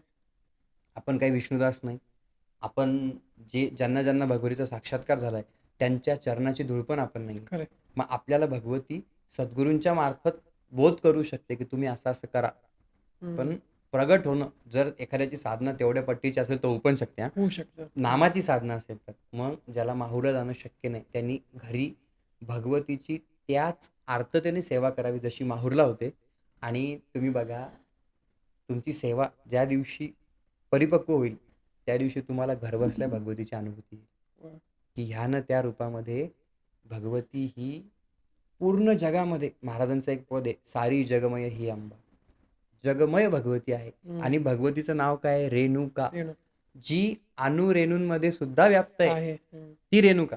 मग ती फक्त माहूरलाच नाही, तर ती तुमच्या घरी सुद्धा आहे. फक्त दृष्टी साफ झाली पाहिजे. ज्या दिवशी ह्या दृष्टीवरचा पडदा निघेल ना, त्या दिवशी तुम्हाला भगवतीचं स्वरूप स्पष्टपणे दिसेल. आणि ज्यावेळेस दिसल, तर तुम्हाला दुनिया पाहायची इच्छा राहणार नाही. खरं आहे, खरं आहे, कारण खरं आहे. तिच्यासारखं सौंदर्य, तिच्यासारखं स्वरूप, तिच्यासारखं कोणाचंच नाही. मातृत्व हं. एकमेव आहे, एकमेव आहे. होऊ शकत नाही परत. खरं आहे, आणि खरं आहे. कॉपी आपण जसं म्हणतो ना, की यांनी नक्कल केली. नक्कल कुणाची होऊ शकते? अस्सल तेवढं स्ट्राँग पाहिजे त्यावेळेस त्याची नक्कल होऊ नक्कल शकते. होते. करेक्ट. म्हणून स्वरूप होऊ शकतं तसं. 100% पण त्या स्वरूपामध्ये जे तत्व आहे, ते कुठेही नाही होऊ नाही होऊ शकत. शकत. मग आता जर रेणुका मातेची उपासना करत असेल, तर मग त्याच्या आयुष्यात काय बदल घडू शकतो? माझा वैयक्तिक अनुभव सांगू. हां, प्लीज. रेणुका मातेची उपासना करणारा व्यक्ती हा पहिले तर कर्तव्य तत्पर होतो. बरं. कर्तव्याला प्रायोरिटी द्यायला तो शिकतो, की आपल्याला करायचंय काय? आपलं कर्तव्य काय? दुसरी गोष्ट, रेणुका मातेचा उपासक हा मवाळ, मधाळ वाणीचा असतो. एकदम गोड बोलणारा, कारण माता ही मातृवत्सल आहे. बरोबर आहे. तिसरी गोष्ट, रेणुका मातेच्या उपासनेने तुम्हाला सगळ्यात महत्त्वाची गोष्ट म्हणजे जसं म्हणलं मवाळ आणि मधाळ, हां. तसं वाणीमध्ये एक मृदुता, एक शीतलता येते, की तो हं. इतकं सहज आपल्या वाणीने कुणालाही आकर्षित करू करू शकतो. शकतो. वाह! आणि चौथा आणि सगळ्यात महत्त्वाची गोष्ट, रेणुका मातेचा उपासक स्त्री असो किंवा पुरुष असो, त्याला मातृत्व प्राप्त होतं. मातृत्व म्हणजे तो आपल्या आसपास असलेल्या सगळ्यांची आईच्या भावनेनं किंवा आईच्या जे आईचं मन म्हणलंय, आईच्या हृदयानं त्यांची जोपासना करायला शिकतो. आज जेवढे तुम्ही इथं सेवेकरी बघताय, आमच्याकडे येणारे सगळे सेवेकरी, यांना मी तुम्हाला काय म्हटलं, माझा वैयक्तिक अनुभव सांगतो. हं, हं. मातृत्व प्राप्त होतं, की यांच्याप्रती माझा जो भाव आहे ना, हा लेकरं म्हणून आहे. बरोबर आहे की नाही? Thank you so much Maharaj. तुम्ही आलात आणि इतकं सगळे आपण 2.5 तास झाला गप्पा मारतोय, तर ही सगळी माहिती आम्हाला दिली. काही गोष्टींचे काही समज दूर झालेत आणि आमच्याकडून एक आठवण मिळतो तुमच्याकरता. आमच्याकडून आठवण राहावी. मी तुमचे धन्यवाद मानेन, की आजकाल लोकं ते मुद्दे उचलतात ज्याच्यामध्ये माल-मसाला आहे. बरोबर आहे. तुम्ही अध्यात्माचा मुद्दा हं. उचललाय आणि मातेविषयी जो माझा आवडता विषय त्याबद्दल तुम्ही हे केलं. तुमचे धन्यवाद. तुमच्या ह्या चॅनलच्या थ्रू ही माहिती जनसामान्यांपर्यंत पोहोचावी चल. आणि ज्यांना उपासनेमध्ये रेणुका मातेविषयी काही जाणण्यात रस आहे, त्यांना ही माहिती भेटून तो माहूर क्षेत्राला कनेक्ट व्हावा. 100% एवढीच अपेक्षा आहे. 100%. तुम्ही सुद्धा तिथं जावं एवढं मी हं, तुम्हाला मागेल. हं. आणि महत्त्वाची गोष्ट म्हणजे जर मी इथं आलोय, तुम्ही मला एवढ्या आग्रहाने बोलवलं, एवढं सगळं मातेबद्दल छान विचारलं, तर तुम्ही सुद्धा जगदंब नामाचे चाकर होऊन मातेचे दास व्हावे. 100%. एवढंच मी तुम्हाला मागेल. नक्कीच, बाकी काहीच नक्कीच. नाही. मातेची कृपा जसा मी आहे, देव म्हणजे महाराज लोकांची जहागिरी नाहीये. तो एका राजाला पण तेवढाच आहे बरोबर आणि आहे. एका गरिबाला पण गरीबाला तेवढाच तेवढाच. आहे. त्यामुळे भगवतीची जेवढी आमच्यावर कृपा आहे, तेवढीच तुमच्यावर आहे. हं. उलट तुमच्या थ्रू तिचं चरित्र लोकांपर्यंत पोहोचतंय. अशी सेवा तुम्हाला घडो आणि जास्तीत जास्त मातेच्या कृपेनं नामाची उपासना घडो, जेणेकरून प्रपंच करून तुमचा परमार्थ साध्य होईल. वाह! सो धन्यवाद आणि आमची छोटीशी आठवण मी तुमच्याकरता. एक छोटीशी आठवण आमची. अरे बापरे! नामस्मरण. हं. ही भेट निश्चितच एकतर एक आठवण ठरेल, की आठवण आपण राहील. या ठिकाणी जाऊन मातेविषयी एवढं सगळं बोललोय आणि हे बघा, प्रपंचामधल्या हं. प्रत्येक गोष्टी, इव्हन हे शरीरसुद्धा, हे इथं सुटणार आहे. 100% बरोबर आहे की नाही? बरोबर. पण आठवण, व्यक्ती हे आठवणीत राहतात. आठवणीत राहतात. बरोबर आहे की नाही? हं. देणं-घेणं इथं मॅटर करत नाही. बरोबर. आपल्यामध्ये जी विचारांची देवाण-घेवाण झाली ना, ती मी खूप ती मोठी खूप समजतो. महत्वाची. कारण तुम्ही एवढ्या वेळ इतकं सगळ्या तयारीनिशी प्रश्न विचारले, इतकं सगळं हे केलं आणि तुमचं मी काहीतरी पुण्य म्हणेल हां, की तुम्हाला मातेविषयी एवढं ऐकायला भेटलं. कारण हे ऐकायला खरं सुद्धा आहे. नशीब लागतं. खरं आहे, खरं आहे. जोपर्यंत तिची इच्छा नाही, तोपर्यंत काहीच होत नाही. तिच्याविषयी कोणीही काही बोलू शकत नाही. ऐकूही शकत नाही. खरं आहे, खरं आहे. आणि नवविध भक्तीमध्ये श्रवण भक्ती सगळ्यात श्रेष्ठ सांगितली. तुम्ही आज ती केली आहे. बसल्या-बसल्या चरित्राचा लाभ भेटलाय. ही कृपा मातेची तुमच्यावर ऐकण्याची आणि माझ्यावर सांगण्याची अशीच धन्यवाद, राहो आणि धन्यवाद. पुढं सेवेचे योग वरचे वर घडो. ही अशीच कृपा, नक्कीच. अशीच सेवा येवो. नक्कीच, नक्कीच. तुम्ही जे काही बोलवलं एवढ्या आदराने, जेही काही मातेविषयी विचारलं, त्याबद्दल मी मनःपूर्वक तुमचे आभार प्रकट करतोय, की धन्यवाद. तरुण पिढीला आणि मातेच्या उपासकांना एक नवीन मार्ग मिळेल हं. आणि ज्यांना गैरसमज आहेत, ते दूर होऊन मातेचा विषय एकच समज होईल, की भगवती आई आहे आणि आपण आपण तिचं लेकरू लेकरू आहे. आहे. तिला कोणी घाबरणार नाही. तिला कोणी आपण जसं म्हणतो भगवती, अरे बाप खूप मोठं काही आहे. तिला आपल्यातलं समजेल, आपल्यातलं आपल्या समजा. हृदयातली आहे. हं. बस बाकी काही नाही. ही सेवा अशीच घडो आणि तुमचं जे काही करिअर आहे, त्या करिअरमध्ये भगवती तुम्हाला उत्तरोत्तर प्रगती करो, ही भगवतीला प्रार्थना. अशीच सेवा धन्यवाद. करत राहा. धन्यवाद. तुमची पूर्ण टीम, तुमचा हा जो काही सेटअप आहे, सेट. तुम्ही याचा याच्यामध्ये वाढ हो, याचा विस्तार हो, ही मातेला प्रार्थना धन्यवाद, धन्यवाद. आणि सत्कर्म घडो. मीच नाही, माझ्यानंतर अजून जे काही उपासक आहेत, त्यांची मुलाखत घेण्याचा तुम्हाला योग यावा, नक्कीच, नक्कीच. जेणेकरून धर्म वाढेल वाढेल. आणि धर्म टिकला तर संस्कृती टिकेल. ठीक आहे. खरं आहे. खूप खूप आणि धन्यवाद. आज खूप अडचणी आल्या पण शेवटी झालंच. मातीची कालपासून कृपा आहे. खूप जास्त अडचणी आहेत. धन्यवाद. प्रॉब्लेम येणं that is the part of life आणि त्या प्रॉब्लेममधून आपण सक्सेस होणं that is the art of life. खरं कुणाच्या लाईफमध्ये प्रॉब्लेम नाही आहे. आहे, खरं आहे, खरं आहे. पण करून दाखवणं महत्वाचं आहे. जिद्द महत्वाची. बस अशीच सत्कर्म करत राहा. धन्यवाद. जय जगदंब. जय Jagdamb. So that's it for today guys. जर तुमची स्टोरी, तुमची गोष्ट इन्स्पिरेशनल किंवा मोटिवेशनल असेल किंवा तुमचा कोणता स्टार्टअप असेल किंवा तुम्हाला कोणत्या विषयाचं ज्ञान असेल तर तुम्ही मला या खालच्या नंबर व्हॉट्सअप करता किंवा करू शकता किंवा ईमेलवर मेल करू शकता. आणि हा तुम्हाला हा व्हिडिओ कसा वाटला मला खाली कमेंट नक्की सांगा. आणि प्रत्येक रेणुका मातेच्या भक्तापर्यंत हा व्हिडिओ पोहोचला पाहिजे. जर तुम्ही आपल्या पॉडकास्टवर नवीन असाल तर सबस्क्राईब करणे, बेल आयकॉनला प्रेस करायला विसरू नका. कारण का मी म्हणतो की the best is to come. So guys, enjoy the podcast. Let's go. So भेटूया एका नवीन episode मध्ये एका नवीन guest सोबत. तोपर्यंत see ya, have a good day and bye bye.